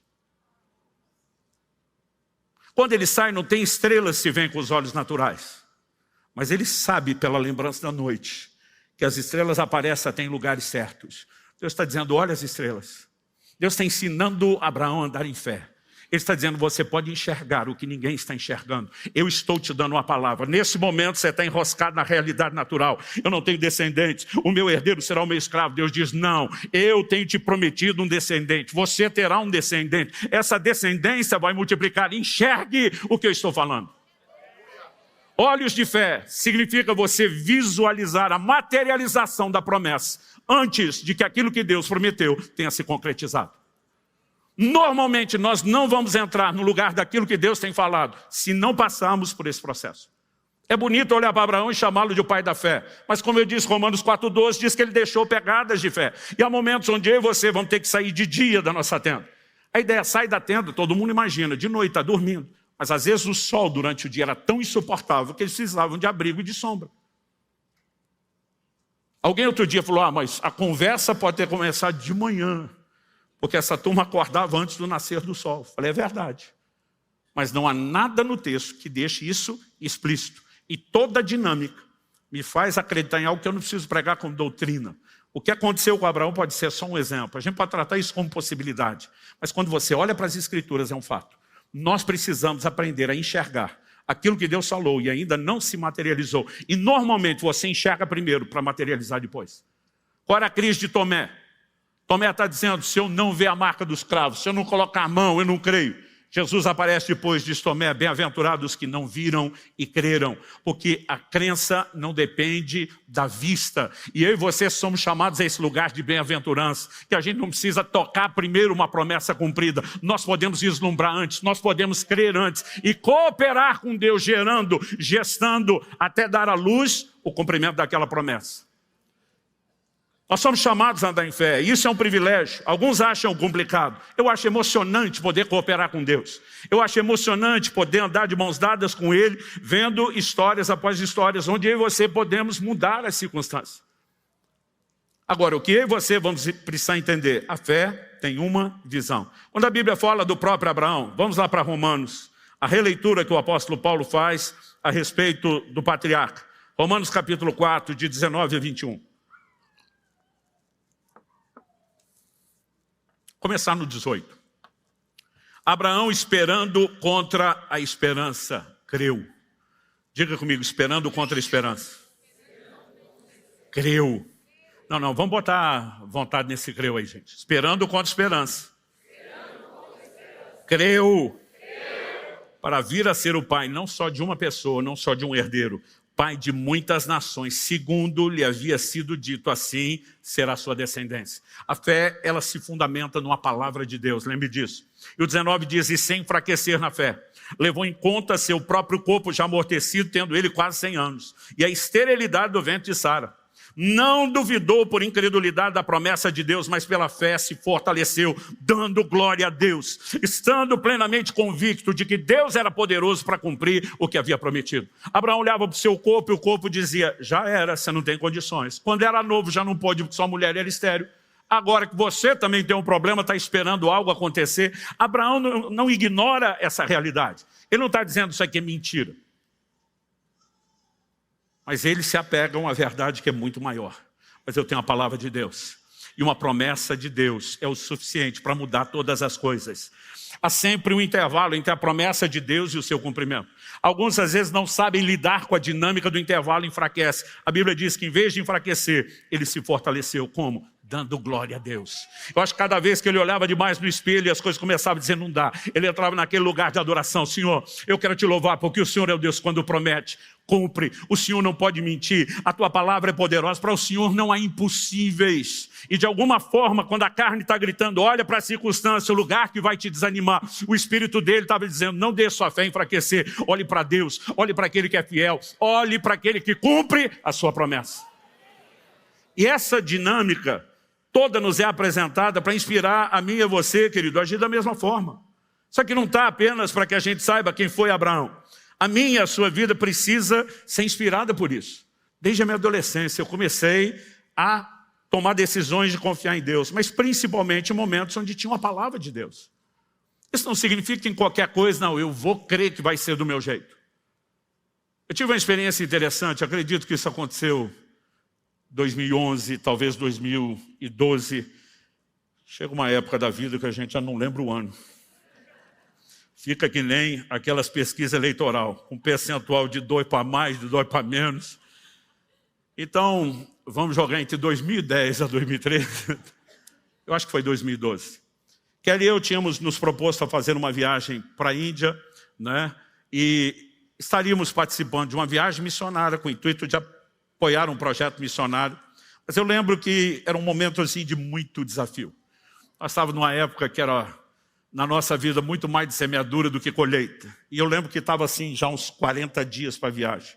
E eu não tinha ideia de onde poderia ter recurso para fazer aquela viagem. Nós faríamos a viagem no mês de agosto, né? Para chegar à Índia, a gente tinha que ter conexões pela Europa, né? Agosto, julho, agosto, é verão, tanto na América como na Europa, é alta temporada, tudo caro. Eu lembro que na época, né, essas passagens minha e da Kelly davam assim, para não dizer R$8.500, era alguma coisa, R$8.496. Eu lembro que um dia um missionário entra em contato comigo lá da Índia e disse, cara, ainda não planejei as coisas, porque eu estou esperando você emitir a passagem. Eu falei, então, eu não sei se eu posso ir. Ele falou, por que não? Eu falei, cara, até agora eu não tenho a menor condição de emitir a passagem, eu não sei como vai ser isso. Eu lembro que do outro lado ele falou, se você me disser que tem uma palavra de Deus para não vir, eu respeito e desmarco. Agora, se você não tem uma palavra de Deus para não vir, não me venha com essa conversa mole, porque você é um homem de fé. Você me inspirou a vida inteira com história e testemunho de fé, então não venha com essa de... E eu fiquei com raiva do jeito que ele falou comigo. Eu já estou me dispondo aí, estou bancando tudo, e o camarada ainda vem me dar de dedo, e eu fui orar de raiva, Senhor, estou aqui só para dizer, e aí? Mas quase que pedindo, me dá uma palavra para eu não ir. O Espírito Santo falou assim, eu coloquei no seu coração fazer a viagem. Não há motivo para que você diz isso. Falei, então manda o recurso primeiro. Quando eu falei isso, o Senhor falou, essa ideia de ter primeiro e gastar depois é muito boa e sábia. E você vai continuar usando isso na sua vida financeira pessoal. Ele falou, mas quando eu te mando fazer algo, você obedece. Você não estabelece o padrão e as normas. Eu entendi na hora. Falei, o Senhor está mandando eu ir? A responsabilidade é sua. Gente, eu não consigo explicar a fé. Eu brinco que a fé é um surto. Porque de repente não tem razão que te segura mais. Eu simplesmente passei a mão no telefone, na época acionei uma agência, falei, pode emitir as passagens. E eu dei o cartão de crédito pensando, como é que vamos fazer isso? A gente resolve depois. Gente, eu lembro até hoje, sexta 13 de junho. Sexta-feira seguinte, dia 20 de junho, estava pregando em outro estado, e uma pessoa me procura no final da reunião e diz: pastor, eu te acompanho muito, mas é a primeira vez que te acompanho à distância que eu venho te ouvir pessoalmente. Mas ele falou: na verdade, não vim aqui apenas para te ouvir. Eu viajei uma boa distância, apesar do senhor estar no meu estado, porque Deus me incomodou com algo. Ele me disse: o senhor tem uma viagem para fazer e que era para eu cooperar com o senhor nisso. Quando ele está falando, já dentro de mim um sorriso, eu penso: mais uns 10 desses está resolvido. Ele falou: mas eu não tinha o dinheiro comigo para te entregar agora. O senhor se importaria de me dar os dados bancários? Eu, na hora, falei: claro, que banco o irmão prefere? Teve uma época da nossa vida, gente, não tinha PIX, gente, não tinha TED, a gente tinha que ter conta em tudo quanto é banco para facilitar e não perder o momento.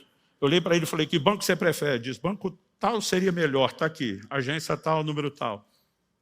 Ele deixou o contato, o telefone dele comigo, voltei.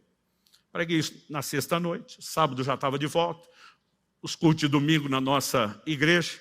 Segunda-feira de manhã, normalmente, período ali, bem antes do almoço, é quando eu tinha sempre meu momento de organização financeira semanal. E quando eu acesso a conta, eu vejo um depósito de R$ 8.490. Aí eu vou conferir o código da agência onde entrou, era a cidade onde aquele camarada disse. Eu comecei a rir alto. Minha esposa falou: o que foi? Falei: as passagens da Índia estão pagas. Ela: como assim? Falei: entrou um depósito de 8.490. Falei: faltou R$6, nós só vamos pagar R$6.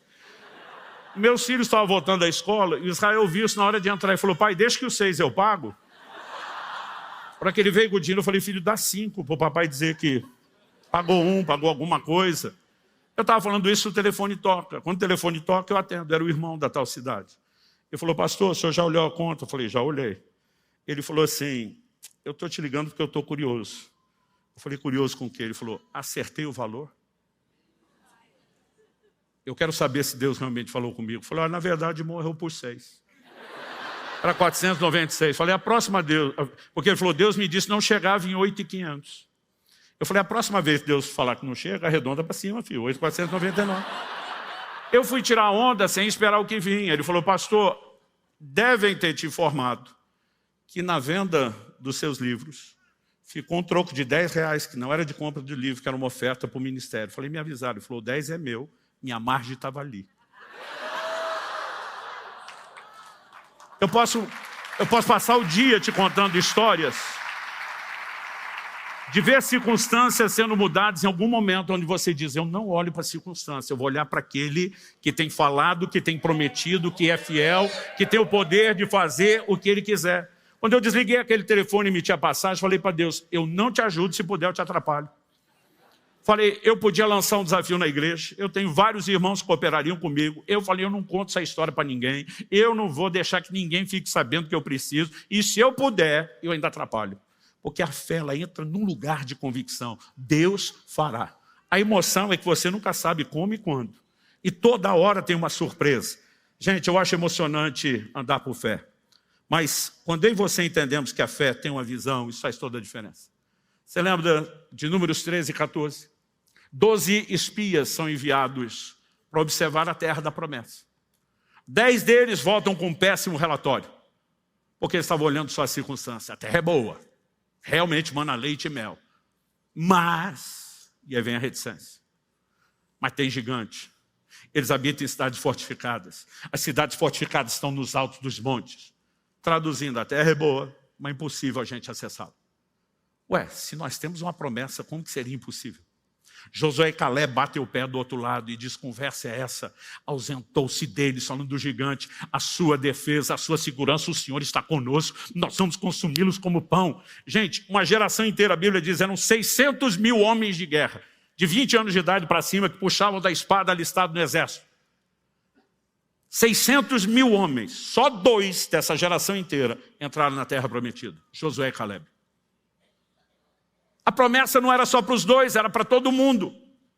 Só que Hebreus 3,19 explica: vemos que não puderam entrar por causa da sua incredulidade. A incredulidade, ela anula a concretização da promessa de Deus na vida de qualquer um de nós. Nós precisamos entender que ter uma palavra de Deus não significa que você espera sentado, você interage, você crê, você coopera, você participa. Foi o que Deus disse para o próprio Abraão, Gênesis 18:19. O Senhor diz, eu escolhi para que Ele ordene sua casa, seus filhos depois dele, para que guardem o caminho do Senhor, pratiquem a justiça e o juízo, para que o Senhor faça vir sobre Abraão que tem falado a seu respeito. Deus está dizendo, eu prometi sim, eu vou cumprir sim, mas você, Abraão, vai ter que fazer a sua parte, porque Deus não costuma trabalhar sozinho. Primeira carta de Paulo a Timóteo, capítulo 1, verso 18, de acordo com as profecias que foram ditas a teu respeito, o combate firmado nelas, o bom combate. Como é que você luta por isso? Você tem um posicionamento, dizer, Deus falou, eu vou crer, eu vou cooperar com Deus. Quando as circunstâncias me apresentarem um cenário diferente, eu me recuso fixar os olhos nisso, eu vou colocar os olhos naquilo que Deus prometeu. E essa é a forma de você cooperar e lutar junto com Deus para mudar as circunstâncias. Aqueles únicos dois, em vez de enxergar o tamanho do gigante, em vez de enxergar a cidade fortificada no alto dos montes, eles estão enxergando a materialização da promessa. Se do lado de lá tem um inimigo maior, a vitória vai ser ainda maior. Deus está conosco, o que Ele falou vai acontecer. Eles estavam colocando os olhos onde? No cumprimento da promessa. De novo eu repito, gente, não quer dizer que a gente toda hora decide o que quer crer por nós mesmos. Ou precisamos andar em cima daquilo que Deus, pela sua palavra, tem dito de uma maneira clara, que serve para todos nós. Ou há momentos onde nós vamos precisar da clara liderança do Espírito Santo. É por isso que nós precisamos cultivar intimidade com Ele. Eu me lembro de uma situação, quando ainda morava em Guarapuava, e eu já saí de lá há 23 anos, então vamos falar de 25 anos para mais. Eu tinha recebido um convite para pregar num determinado lugar. Existe um texto bíblico que, para nós, é um norte muito claro. Paulo diz, ninguém vai à guerra à própria custa. A gente nunca deixa ninguém que vem nos servir bancar as suas despesas. Tem que ter uma situação de uma palavra de Deus muito específica. Eu não tinha a menor condição de bancar a viagem, nem para passeio, quer dizer, ficar saindo atender os outros. Eu sabia que quando chegasse lá, eles iriam me reembolsar as despesas. Só que eu não tive coragem de dizer para o pastor que me chamou que eu não tinha dinheiro para ir. Eu fiquei com vergonha. Era um momento de desafio nosso, financeiro, pessoal. Tínhamos dado alguns passos que envolviam alguns sacrifícios. E eu tinha decidido, pelo bem das minhas economias, não trabalhar com crédito. Então não tinha naquele momento de aperto, tinha cartão de crédito, tinha cheque especial, tinha nenhum tipo de crédito. E eu fiquei com vergonha. E eu comecei a orar e falei, Deus, eu podia ter falado com esse homem, mas eu fiquei com vergonha e ainda estou com vergonha. Não tenho coragem de ligar e pedir para ele dar o reembolso da despesa antes de eu ter a despesa. Eu falei, eu prefiro confiar no Senhor. Eu estou fazendo a sua obra, eu não estou indo para passeio, eu conto com a sua provisão. E eu comecei a orar. Os dias foram passando, nada acontecia. As semanas foram passando, nada acontecia. O dia da viagem está chegando. E eu lembro que minha esposa falou, e aí, como será? Era o domingo, minha viagem era na quinta. Eu falei, amor, até esse domingo, eu estava esperando que alguma coisa acontecesse sozinho. A partir de agora, de hoje até o almoço da quinta-feira, eu vou esperar que Deus use alguma pessoa, alguma situação fora do contexto. Ela falou, se não acontecer, você vai ligar? Eu falei, não. Se não acontecer, eu entendo que Deus vai usar alguma pessoa de outro lugar. Mas eu me recuso a ligar. Eu escolhi confiar em Deus, mas eu tenho uma convicção sobre isso diferente de outros momentos. Parece que eu sei que era exatamente o que eu tinha de fazer. Eu lembro que no almoço da quinta-feira ela diz, e aí? Alguma coisa aconteceu? Eu falei, ainda não. Aí disse, como é que vai ser? Eu falei, eu vou te deixar na escola. Eu trabalhava numa escola no período da tarde. E a hora que eu te deixar, eu já vou para o caixa eletrônico. E eu só saí de lá com o dinheiro. Eu lembro que eu cheguei no banco mais ou menos 1h30. Tirei o saldo, 0. A gente brinca que hoje em dia só estar zerado no banco já é prosperidade. Não estando devedor, mas não resolvia meu problema. Falei para Deus, eu vou te dar um tempinho mais, porque eu tenho que resolver umas coisas antes da viagem, daqui a pouco eu volto. Voltei 2 horas, voltei 2h30. Quando cheguei ali já perto das 3, falei para Deus, nem saio mais. Quando estava dando perto de 3 horas, perguntei para um funcionário do banco, falei, paga para ficar tirando saldo impresso aqui? Falei, saldo não, extrato sim. Porque eu já estava com um calhamaço de saldo. Eu guardei isso um tempão, toda hora eu consultava. Na época não tínhamos a possibilidade de visualizar isso online. Aí o camarada olha para mim e fala, mas de onde vem o dinheiro que você está esperando? Eu penso, bicho enxerido, o que ele tem a ver com isso? Acho que ele viu assim minha reação, linguagem corporal, que ele falou, não, é porque dependendo da cidade de onde vem, no interior os bancos fecham às 3 e não às 4. Então talvez eu não receba mais dinheiro. Eu falei, fica tranquilo que o dinheiro chega hoje. Eu não fazia ideia. Eu falei, como é que eu vou explicar para ele que eu não sei de onde vem o dinheiro? Gente, 10 em 10 minutos eu tirando o saldo, zerado. Quando faltava 1 minuto para as 4. E eu tirei o saldo, zerado. Falei para Deus, agora é um atrás do outro, já que não paga mesmo. Quando eu tirei o próximo, e eu me arrependo de não ter guardado isso. Durante muito tempo ficou, mas de repente, quando te dá aquelas manias de não ser acumulador e limpar, eu acabei jogando muito papel fora, e eu joguei esse troféu junto, porque eu tinha aquele calhamação. 4 horas, 0 minuto, 22 ou 23 segundos. O valor exato que eu precisava para viajar, tinha acabado de entrar. Eu peguei o cartão, saquei o dinheiro, e antes de sair ainda mostrei para o funcionário, assobiando um Deus é fiel. Sabe? Mas o interessante é quando eu voltei da viagem, eu fiquei curioso, de onde veio esse dinheiro? Então, na época, a gente não tinha esse acesso online. Fui na agência bancária e pedi a um funcionário, falei, eu preciso muito saber de onde veio o dinheiro que entrou na minha conta. Pelo menos a procedência. Aí a pessoa falou, eu vou dar uma olhada aqui no seu extrato, falou, olha, esse código é da cidade de tal, é uma cidade, né, de interior pequena, de um estado onde eu tinha pregado. Eu pensei, eu só passei lá uma única vez, só tive lá uma vez, não conheço mais ninguém. Ninguém tem meu número de conta. Peguei, liguei para o pastor onde eu tinha pregado lá. Falei, por acaso, você fez um depósito na minha conta semana passada? Ele falou, fiz, mas não esperava que você descobrisse que fosse eu. Eu falei, por que não? Ele falou, pastor, eu fiquei com vergonha. Aconteceu uma coisa aqui interessante. Eu tenho um horário de almoço muito apertado, e como a minha casa é bem próximo do lugar de trabalho, eu vou almoçar em casa, mas o tempo é muito curto. A hora que eu entrei, passei na frente da escrivaninha do meu escritório, o Espírito Santo falou comigo, vá fazer uma faxina naquelas gavetas. Eu falei, senhor, eu mal tenho tempo. E o Espírito Santo dizia, vá fazer isso agora. Eu comecei a tirar aqueles papéis que você olha, o que está aqui, não precisa. Daqui a pouco eu olho uma folha com o controle do material de venda dos seus livros, de 1 ano atrás. Acho que era mais de 1 ano. O que isso ainda está fazendo aqui? Já foi 1 ano de subir a veio. Amassei e joguei no lixo. Quando joguei no lixo, o Espírito Santo falou, pega, refaça todas as contas. Ele falou, e quando eu fiz as contas, eu descobri que nós fizemos um acerto errado e faltou o dinheiro. E eu fiquei com vergonha de te ligar 1 ano depois contar a história. Eu pensei, só vou pagar e fica tudo certo. Como é que o senhor descobriu que fui eu? Eu falei, esse é um outro passo. Deixa eu te fazer outra pergunta. Na sua cidade o banco não fecha às 3? É uma cidade pequenininha. Ele falou, fecha. Eu falei, que hora você foi fazer esse depósito?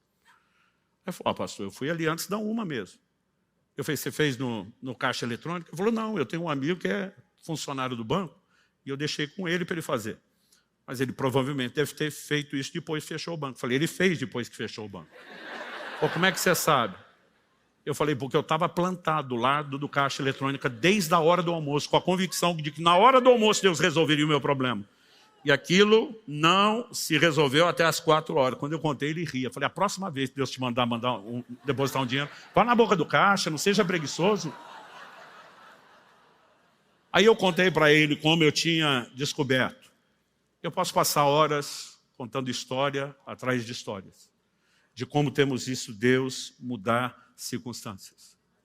E sabe, nós precisamos tomar uma decisão de viver no sobrenatural. Eu vou repetir, eu amo ambientes como esse, coisas extraordinárias vão acontecer nessa conferência.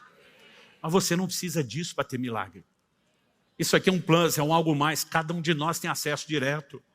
Cada um de nós pode acessar a Deus por meio do nome de Jesus. Eu fico doido, às vezes, com o pastor, alguém chega, pastor, o senhor pode orar por mim, porque eu sou o mais chegado do homem lá de cima. Falei, pronto, agora temos outros mediadores, além de Jesus. Gente, cada um de nós, pelo nome de Jesus, pelo sangue de Jesus, pode entrar com ousadia no Santo dos Santos. Nós podemos orar e ser ouvidos. Você sabe o que significa orar em nome de Jesus? Você está agindo sob procuração. Quando você ora em nome dele, é como se fosse ele orando. Você está orando debaixo da procuração dele, você o representa, é como se fosse ele orando. Agora, quando Jesus está para ressuscitar Lázaro, você lembra qual a oração que ele fez lá em João 11? Pai, graças te dou, porque sempre me ouvis. Eu penso, peraí, se Deus sempre ouve Jesus, e quando eu estou orando no nome dele, é como se ele está orando, como é que eu não vou ser ouvido? O problema de alguns de nós, que a gente fica terceirizando, dizendo, isso é para alguns poucos privilegiados. Não, meu querido, é para quem tem fé. Agora, você vai ter que fortalecer a sua fé, você vai ter que aprender a andar em fé. E sabe, tem crente que reclama, pai, apareceu o problema, apareceu isso. Eu digo, gente, talvez tenha sido um longo treino de caminhar em fé. Mas cada vez surge um problema, eu fico pensando, é mais uma chance de ver milagre, é mais uma oportunidade de ver o dedo de Deus, é mais história por currículo de fé. Nós precisamos aprender a acessar o sobrenatural. Quem está entendendo, diga amém. Então deixe-me dizer, nós falamos que a fé é a convicção do que não se vê, mas ela também tem uma visão. Deixa eu tentar te explicar como a fé opera. Abra sua Bíblia comigo, no segundo livro de Reis, no capítulo 6. Eu quero que você leia comigo do verso 15 ao 17. Enquanto você localiza o texto, me deixa dar um pano de fundo. O rei da Síria, que estava em guerra contra Israel, preparou algumas armadilhas contra o exército de Israel. Várias vezes o profeta Eliseu chegou para o rei de Israel e disse, não passe em tal e tal lugar, porque o rei da Síria colocou armadilhas diante de você. Ele ia lá, enviava alguns espiões, reconhecia emboscada e escapava. A Bíblia diz que isso não aconteceu nem 2 nem 3 vezes, ou seja, várias. Daqui a pouco, o rei da Síria tem uma reunião de cúpula com seus oficiais e diz, quem é o delator? Quem que está dando com a língua nos dentes? Quem que está entregando nossos planos para o rei de Israel? Porque não há chance dele escapar de tudo aquilo que a gente está preparando contra ele. Imagina um oficial levantando a mão e dizer, é que eles têm algo lá que o senhor não tem aqui. É um profeta. Esse homem sabe as palavras que você fala no seu quarto de dormir. É ele que está contando. O rei olha e diz, quem é o homem? Diz, é um tal de profeta Eliseu. Descubra onde está. Alguém chega e diz, está em Dotã. E diz, o problema é um homem. Vamos capturar um homem. Um exército inteiro cerca a cidade de Dotã à noite. E amanhece nessas condições. Verso 15 de 2 Reis 6. O servo do homem de Deus levantou-se bem cedo e ao sair, eis que tropas, cavalos e carros de guerra haviam cercado a cidade. Então o moço disse a Eliseu, ai meu senhor, que faremos? Eu brinco que isso aqui é a reprodução exata do monte de crentes quando tem problema. Corre para o líder de célula, corre para o discipulador, corre para o... O que nós vamos fazer? Verso 16, ele respondeu, não tenha medo. A tradução da Bíblia, na linguagem de hoje, o pastor Luciano Subirá, versão interior de Minas com Goiás, diz que a resposta dele é, calma rapá. Não é nem rapaz, é rapá. Calma rapá. E diz, porque são mais os que estão conosco do que os que estão com eles. Eu imagino o moço do Eliseu olhando em volta. A cidade cercada. Aquele monte de gente. Ele olha para o Eliseu, 1, 2, 2, 1. Aquela declaração de Eliseu não faz o menor sentido. Porque Eliseu não está falando aquilo baseado nos olhos naturais. Eliseu está falando aquilo baseado no entendimento do plano espiritual. Verso 17. Eliseu orou e disse, Senhor, peço-te que abras os olhos dele para que veja. Que olhos? Os olhos naturais estavam vendo bem, é por isso que ele estava apavorado com o problema. Ele não estava olhando pelos olhos naturais. A Bíblia diz assim, o Senhor abriu os olhos do moço e ele viu que o monte estava cheio de cavalos, carros de fogo ao redor de Eliseu. Era anjo para tudo quanto é lado. Aí ele vê um exército de verdade. Meu amigo, eu não sei como você agiria. Eu gosto de ler a Bíblia e colocando lá dentro da história, me imaginando no lugar desse moço. Nessa hora, enxergando esse exército celestial, eu ficaria macho, valente. Eu já me imaginava até provocando os caras, dando de língua. Vem agora. Agora, o que é que eu e você precisamos entender? Quando o moço vem falando que viu o problema, ele está mentindo? Não. Quando Eliseu diz, ei, fica tranquilo, porque em maior número são os que estão conosco do que os que estão com ele, Eliseu está mentindo? Não. Cada um está falando a verdade, mas cada um está falando a verdade de uma dimensão. O moço vem com a realidade de uma dimensão natural. Eliseu responde falando de uma dimensão espiritual. Em Hebreus, no capítulo 11, no verso 3, a Escritura fala com toda a clareza a respeito de fé. Aliás, eu acho impressionante como tem muita gente querendo andar em fé, estudando pouco o que a Bíblia diz sobre fé. Mas no verso 3 a Bíblia diz, pela fé entendemos que os mundos, algumas traduções apresentam universo. Mas a palavra no grego ali não é cosmos, que é a palavra traduzida para o universo. A palavra ali é aionos, dimensões. Por isso, várias traduções optaram pela expressão os mundos. Foram criados pela palavra de Deus. Agora, preste atenção. De maneira que o visível veio a existir das coisas que não são visíveis. Os mundos foram criados. Mundo espiritual, mundo natural. Agora, mundo espiritual vem primeiro. Mundo natural vem depois. Tudo que existe e é visível aos nossos olhos foi criado a partir do que é invisível. Isso significa o quê? Que o mundo invisível é mais real do que o natural, porque foi ele que deu origem ao natural. O problema é porque está fora da dimensão dos sentidos, a gente não toma consciência da realidade dele. E aqui está o nosso problema. Eu já vi muito pregador de fé tentando encorajar as pessoas, mas às vezes usando uma nomenclatura, uma linguagem errada. Essa enfermidade no seu corpo não é verdade, é mentira, porque a Bíblia diz outra coisa. Imagina o cara lá, mentira o quê? Está doendo. Eu que estou sentindo. Como que é mentira? Não é que é mentira, mas é uma realidade natural. Agora, essa é a única realidade a qual você está confinado a conviver? Não. Você tem uma outra realidade no plano espiritual, que são promessas de Deus. Eu sou o Senhor que te sara. Você tem declarações no plano espiritual que não precisam necessariamente estar em linha com o natural. Então, no livro de Romanos, o apóstolo Paulo vai dizer, seja Deus verdadeiro e todo homem mentiroso. Ele não está com isso querendo dizer que a realidade natural é mentirosa. Mas entre a natural e a de Deus, ele está dizendo, eu deixo a de Deus prevalecer, porque a realidade do plano espiritual, ela pode entrar e mudar o mundo natural.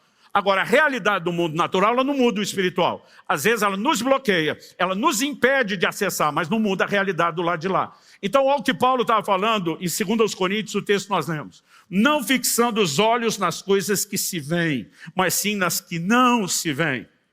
Ele diz, as que se veem são passageiras. Qualquer circunstância natural, gente, é sujeita a mudança, é temporal. Outra tradução, inclusive, diz isso, são temporais. Hoje você pode estar mais quebrado que arroz de terceira. Naquele estado se chama a mulher de meu bem, o banco confisca, de tão endividado. Amanhã você pode estar testemunhando como virou o jogo, virou a mesa e está nadando de braçada na provisão. Porque as circunstâncias mudam. Hoje você pode estar lutando com a condição de enfermidade, amanhã você pode estar testemunhando sua cura e restauração física. Hoje você pode estar diante de um problema familiar e amanhã você pode estar contando a história de como Deus mudou isso tudo. Porque as circunstâncias mudam. Mas o inverso também é verdadeiro.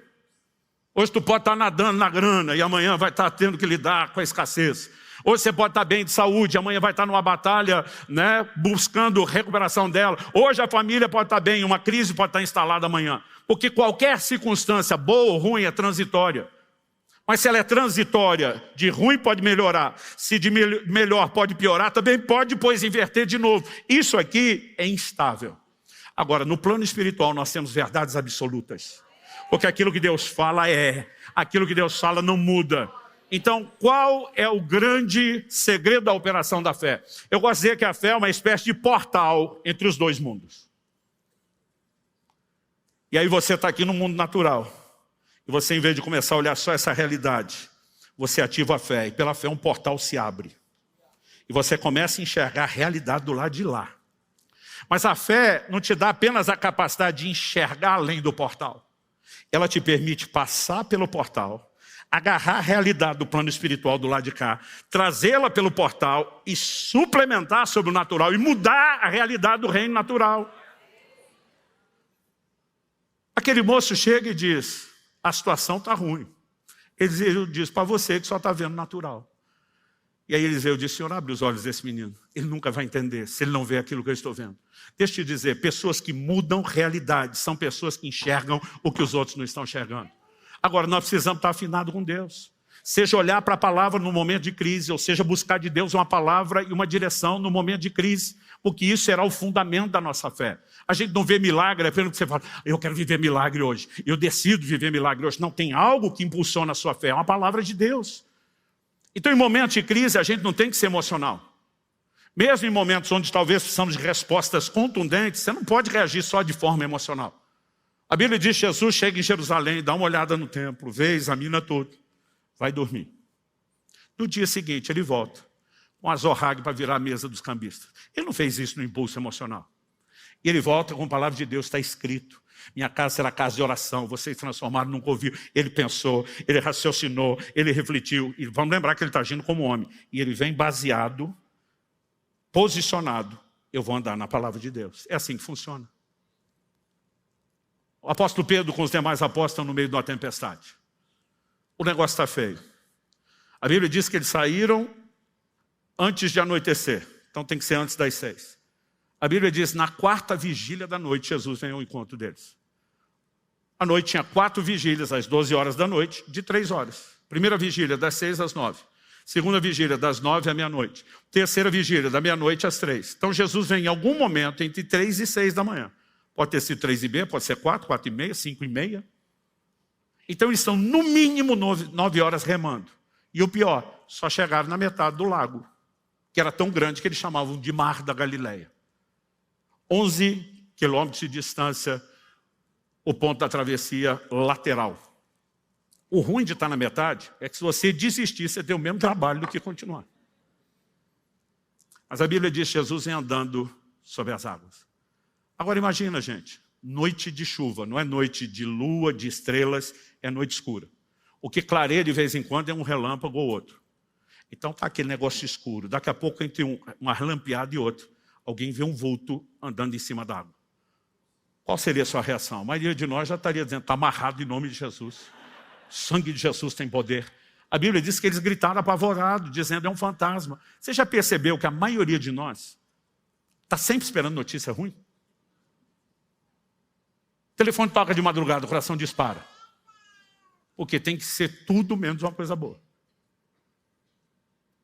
E no momento que a turma começa a gritar, Jesus diz, não tema, sou eu.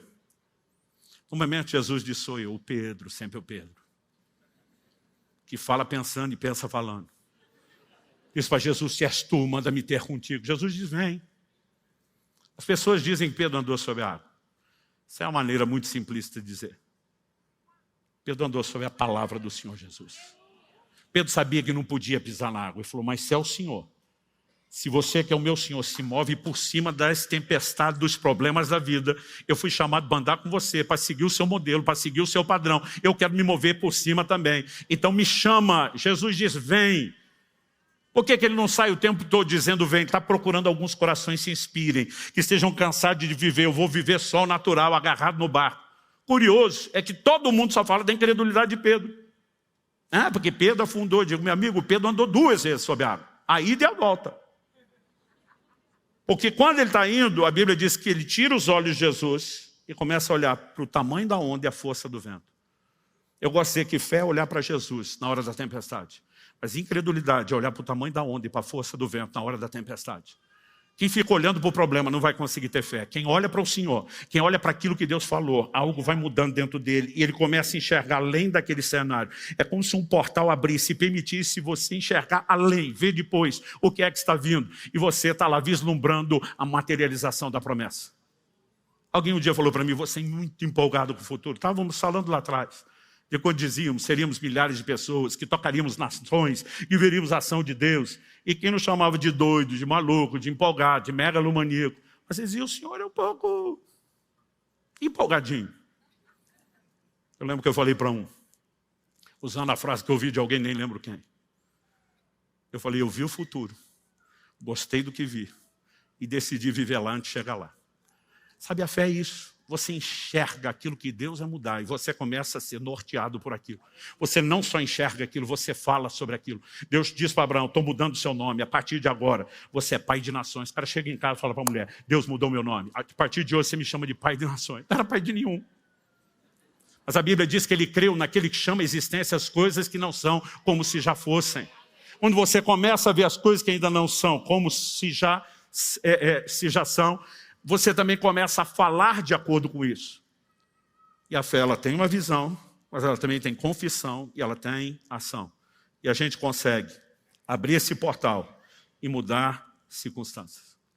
Eu tive uma lição muito prática de um posicionamento que eu e você precisamos ter, que diz respeito a algum momento entre aquilo que Deus falou e a sua materialização. Nós temos um hiato que às vezes é difícil de entender.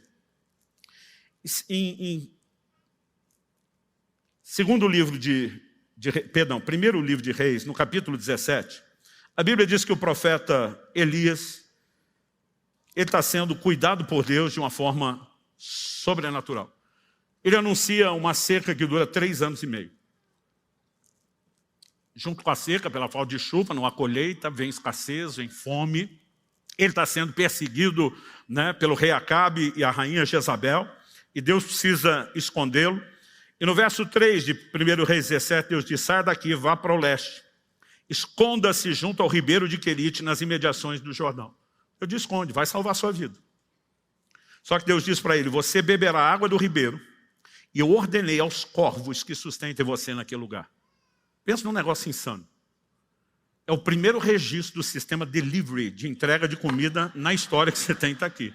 O Senhor disse, você vai ficar de boa no esconderijo, e os meus covoboys vão, na hora certa, né, entregar a comida para você. E você bebe da água do ribeiro. E ele está lá. Só que o verso 7 diz, passado alguns dias, o ribeiro secou, porque não chovia sobre a terra. Os corvos continuam trazendo comida, mas não tem mais água. Agora, gente, Deus abrir fonte, onde não tem água, no Antigo Testamento, é milagre ordinário, já não é nem extraordinário, do tanto que você tem. Não era coisa mais complicada. No verso 8, a Bíblia diz, veio a palavra do Senhor Elias dizendo, levante-se, vá a Sarepta, que pertence a Sidom, fique por ali. Ali ordenei a uma viúva que dê comida para você. Ordenei. Não sei o que soa para você, mas na minha cabeça simplesmente está dizendo, está tudo certo e resolvido. Conjugação passada, pretérito. Já dei ordens. Eu, no lugar do Elias, sairia dizendo, está tudo resolvido. Ele chega e encontra a viúva. Mas quando encontra a viúva, descobre que a viúva tem condição de cuidar nem dela. A mulher explica para ele que é fazer a última refeição, tipo a saideira. Ela diz, olha, meu filho, vamos comer a última e depois disso nós vamos morrer. Mas Deus está dizendo, eu já ordenei. Quando Elias chega e vê que ainda não aconteceu nada, ele não bota em xeque o que Deus falou. Ele diz, não aconteceu ainda. Mas se está determinado por Deus, não tem chance de não acontecer. E só tem um jeito dessa mulher ser a fonte de provisão que Deus disse que ela seria na minha vida. Primeiro eu preciso empurrá-la para o milagre. E Elias chama essa mulher para fazer uma loucura. Ele diz, vai e faz o que você falou, o rango, a comida. Mas traz primeiro para mim, depois para você. E ele dá uma palavra, e ele diz para ela de uma maneira muito clara, né? No verso 14, porque assim diz o Senhor Deus de Israel, a farinha da panela não acabará, o azeite do jarro não faltará, até o dia em que o Senhor fizer chover sobre a terra. Calcula-se que a vazão de água daquele ribeiro de Querite, em 6 meses sem chuva, já teria secado. Mas eram 3 anos e meio. Isso significa que ainda tinha 3 anos e meio, 3 anos de seca pela frente. Vamos supor que alguém errou a conta, 2 anos e meio, 2. Deus estava anunciando um milagre de multiplicação contínua. Só quando Elias chega, não tem nada. Mas ele tem uma palavra de Deus, eu ordenei a viúva. Então, se está ordenado, já está provisionado, decidido, resolvido no plano natural. O negócio é só materializar, escoar para o lado de cá. Você lembra quando Josué, capítulo 3, Deus fala para Josué que na hora de atravessarem o Jordão, os sacerdotes iriam carregando a arca primeiro. Eu não sei se você lembra dos detalhes do texto. Eu não quero ler o texto, né, todo, mas eu acho que a gente pode dar uma olhadinha em Josué no capítulo 3 e no verso 8. Olha a instrução de Deus. Portanto, você dará uma ordem aos sacerdotes que levam a arca da aliança, dizendo, quando chegarem às margens das águas do Jordão, parem ali.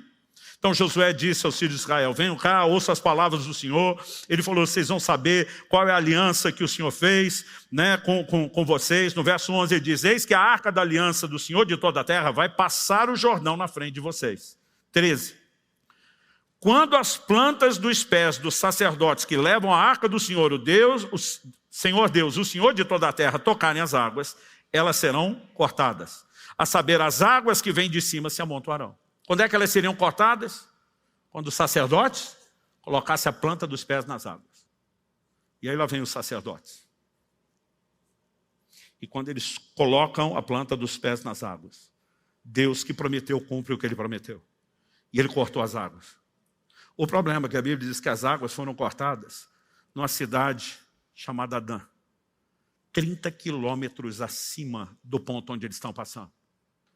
E no momento que eles botam a planta, Deus cortou. Só que ninguém viu nada. Eu imagino um sacerdote olhando para o outro. E deixa-me dar uma palavra para os líderes que estão presentes aqui.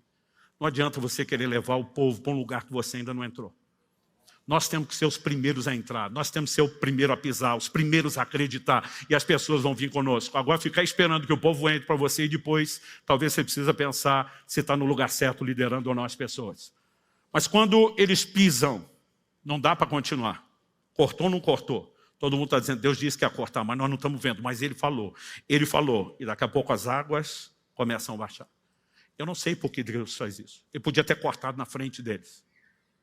Mas de vez em quando Deus sai de um jeito. Eu não falei que ia cortar, você só confia e espera. Às vezes leva um tempo entre o corte das águas e até que elas escoem para que a gente passe. Mas mesmo quando nós estamos esperando, nós não estamos esperando acontecer. Nós estamos esperando materializar o que já aconteceu. Essa é a dinâmica da fé e de como ela opera. Quem está entendendo? Eu tive uma lição muito prática sobre isso no início dos anos 2000. Deve ter sido ali, não foi 2000, no máximo 2001. Eu acho que foi no final do ano 2000. Eu acabei contraindo uma hepatite, provavelmente pelo hábito pastoral de tomar chimarrão em todo lugar que passava. E eu lembro que aquilo realmente foi um baque. Demorou para entender que era uma hepatite, porque eu tinha feito viagens antes disso, tanto para a Amazônia como para a África, e a hepatite toca o fígado, mas a malária também. Então eu tinha muitos dos sintomas de malária, e até que aparecesse a icterícia, aquele amarelão na pele e nos olhos, e eu conseguisse ter o resultado do exame, a gente estava naquela expectativa, né? O que será? Quando veio a notícia que era hepatite, me deu até um alívio. Porque ouvindo o relato de alguns, inclusive pastor ali que está aqui, que foi anos missionário em Angola, teve pelo menos umas 40 crises de malária, me deu um desespero de pensar na possibilidade de ter que lidar com aquilo. Então, quando veio a notícia que era uma hepatite, para mim foi mais alívio, parecia mais boa notícia do que ruim. Só que o médico disse, pastor, seu fígado está virado numa gelatina, e o senhor precisa de repouso, não tem outro tratamento. Ele falou, se o senhor não parar a sua agenda, não parar a viagem, eu venho com a polícia te internar e sua mulher está do meu lado. Ele falou, na igreja manda o senhor, aqui mando eu. Eu falei, sim, senhor. Pensei, estou correndo demais, vai ser bom dar uma parada. Agora, imperativo, depois de uma semana, gente, ele não aguenta mais ficar parado. Ele descansou tudo de uma vez. E eu comecei a ficar inquieto. Eu dizia, meu Deus, a igreja está vivendo o melhor momento. Mas não é só eu. Eu comecei a olhar, cada pastor estava enfrentando algo diferente, tudo ao mesmo tempo. E eu fiz um comentário. Falei, só pode ser coisa do diabo tentando parar a gente. Quando eu fiz o comentário na oração, eu não consigo te explicar, meus olhos se abriram. E eu tive um claro discernimento de que eu estava debaixo de ataque, como todos os outros colegas. Então, eu não estou dizendo, querido, que nós nunca vamos lidar naturalmente com situações de enfermidade, que não possa ter repouso, que não possa ter o tratamento, que não possa se fazer as coisas de forma natural. Aliás, o que eu mais venho pregando ultimamente sobre o cuidado do corpo é para não espiritualizar demais. Agora, naquele momento, quando eu discerni que era de fato o inimigo tentando nos parar, algo dentro de mim se indignou. E eu falei, Deus, quem governa a minha vida é o Senhor. Quem prevalece o sobrenatural na minha vida é o Senhor. Não é o reino das trevas. Eu não vou aceitar isso. E eu escolhi. Eu falei, eu vou andar no lugar de fé que eu sei que funciona. Eu passei 2 dias inteiros confessando tudo quanto é texto da Bíblia sobre cura, né? Tudo quanto é promessa, tudo quanto é declaração de fé. E lá ia eu, bendiz a minha alma ao Senhor, não se esqueça de nenhum só dos seus benefícios, Salmo 103. Ele quem perdoa todas as tuas iniquidades, mas é Ele quem sara todas as tuas enfermidades. Aí eu pulava de salmo, enviou a sua palavra, e a Bíblia inteira, 2 dias sem parar. O dia inteiro. E eu não sei se alguém já tentou ficar confessando texto bíblico de uma realidade que não mudou 2 dias. Parece uma eternidade. Porque era manhã, tarde, noite. E aquilo não mudava. Eu estava decidido. Eu vou entrar no que Deus tem. Na segunda noite, enquanto dormia, tive um sonho. Acordei, não sei se foi na hora que eu tive o sonho, mas acordei lembrando nitidamente do sonho. No sonho eu ia ao banheiro. Eu sei que é chato falar disso, mas não consigo achar uma versão mais clássica e polida para falar disso no púlpito, mas uma das coisas que mais me incomodava na hepatite, quem teve costuma concordar com isso, não era a icterícia, o amarelão da pele dos olhos, é a cor da urina que fica escura. E cada vez que urinava, eu olhava aquilo e dizia, estou tudo estragado por dentro. Era uma coisa horrível o sentimento. Só que no sonho, eu ia ao banheiro e observava a cor da urina que estava clara. E no sonho dizia, Deus me curou. E a prova está aí que a cor da urina mudou. Nesse momento, eu acordo com aquela lembrança vívida, eu dou glória a Deus na cama. E eu falei, é isso, Deus está falando comigo, Ele me curou. Gente, levantei, fui para o banheiro, urinei, a cor da urina, aleluia. Estava escura. Imediatamente, o que é que você faz? Tira os olhos de Jesus, bota na força do vento, no tamanho da onda. E eu falei, Empolgou demais. A Bíblia diz que quem tem sonho, conte como sonho. Você já quis acreditar que era uma palavra de Deus. A evidência de que não é está aí. Gente, eu voltei para o quarto, parecia um orangotango. Tão desanimado assim que já ia arrastando a mão para o chão. Me joguei na cama. Falei, cara, larga a mão de ser bobo, aceita que dói menos. Daqui uns dias você melhora. Desisti naquele momento. A hora que eu desisti, o Espírito Santo falou comigo. Eu te mostrei a realidade do reino espiritual. E você está escolhendo olhar para o natural. Deixa eu te dizer de novo, o que muda o posicionamento de fé é uma palavra. Naquele momento Deus está dizendo, não olhe para a cor da urina que você viu no vaso. Olhe para aquela que você viu no sonho. Foi eu que te mostrei. Eu enlouqueci. A fé deixa a gente surtado. Eu peguei uma jarra de mais de 2 litros de água, enchi, comecei a tomar um copo atrás do outro. Falei, diabo, você tentou me desanimar e estava conseguindo, mas nós vamos para o segundo round, maluco. Eu falei, eu vou encher o tanque, nós vamos ver se tem urina, continua escura. Então logo eu consegui encher o tanque, fui esvaziar no banheiro, a urina estava clara. Essa hora que o diabo fala, também com o tanque de água que bebeu. Mas nunca mais ficou escura. A icterícia, o amarelão começou a sumir ao longo do dia. No final do dia eu apareci lá no consultório do médico, ele era da igreja. Ele costumava dizer, pastor, essas coisas que o senhor conta aí no público só acontece com o senhor. Conosco, os meros mortais, não. E eu lembro que eu apareci, sabia exatamente o horário da última consulta, e avisei a secretária dele, não fala que estou chegando. Eu falei, está atendendo alguém? Não. Bati na porta, abri, ele me olha assustado. O que o senhor está fazendo aqui? Veio estar em casa repousando. Falei, o senhor mandou eu ficar em repouso, a menos que eu aparecesse com uma daquelas histórias que eu conto no público. Ele me olha e fala, não. Eu falo, sim. Não, sim, não, sim. Aí ele veio, falou, icterícia sumiu dos olhos, da pele. Eu falei, a cor da urina melhorou primeiro, antes do que isso. Ele apalpou e disse, não está inchado seu fígado como estava antes? Como você está sentindo? Eu falei, doutor, estou com vontade de comer tudo. Porque você fica o fígado meio alterado, o apetite é afetado. E a partir daquele momento, não houve mais sinais. Agora, o que eu entendi entre o sonho e a urina mudar de verdade? Que no momento do sonho, eu já tinha pisado com a planta das águas. Mas as águas não tinham escoadas todas. E muitos de nós desanimamos aqui. É por isso que a Bíblia diz, Abraão não se enfraqueceu na fé. Ele ficava olhando e diz, eu vi as estrelas do céu. Quando todo mundo só estava enxergando o sol, eu sabia que estava lá. Eu criei na palavra dele, é só uma questão de tempo. Isso vai escoar para o lado de cá. Uma das coisas mais emocionantes que eu descobri depois da salvação é que nós podemos viver o sobrenatural, porque decidimos, escolhemos andar nesse lugar. Eu repito, vai ter muita ação de Deus, mover do Espírito Santo, operação dos dons. Eu creio que nós vamos ter milagres que vão ser produzidos por intervenção direta dos anjos. Eu não sei se você sente isso, mas tem um cheiro de sobrenatural nesse lugar. Mas se não acontece nada no ambiente, você pode provocar isso, entrando nesse lugar de fé. E eu quero te provocar isso em nome de Jesus.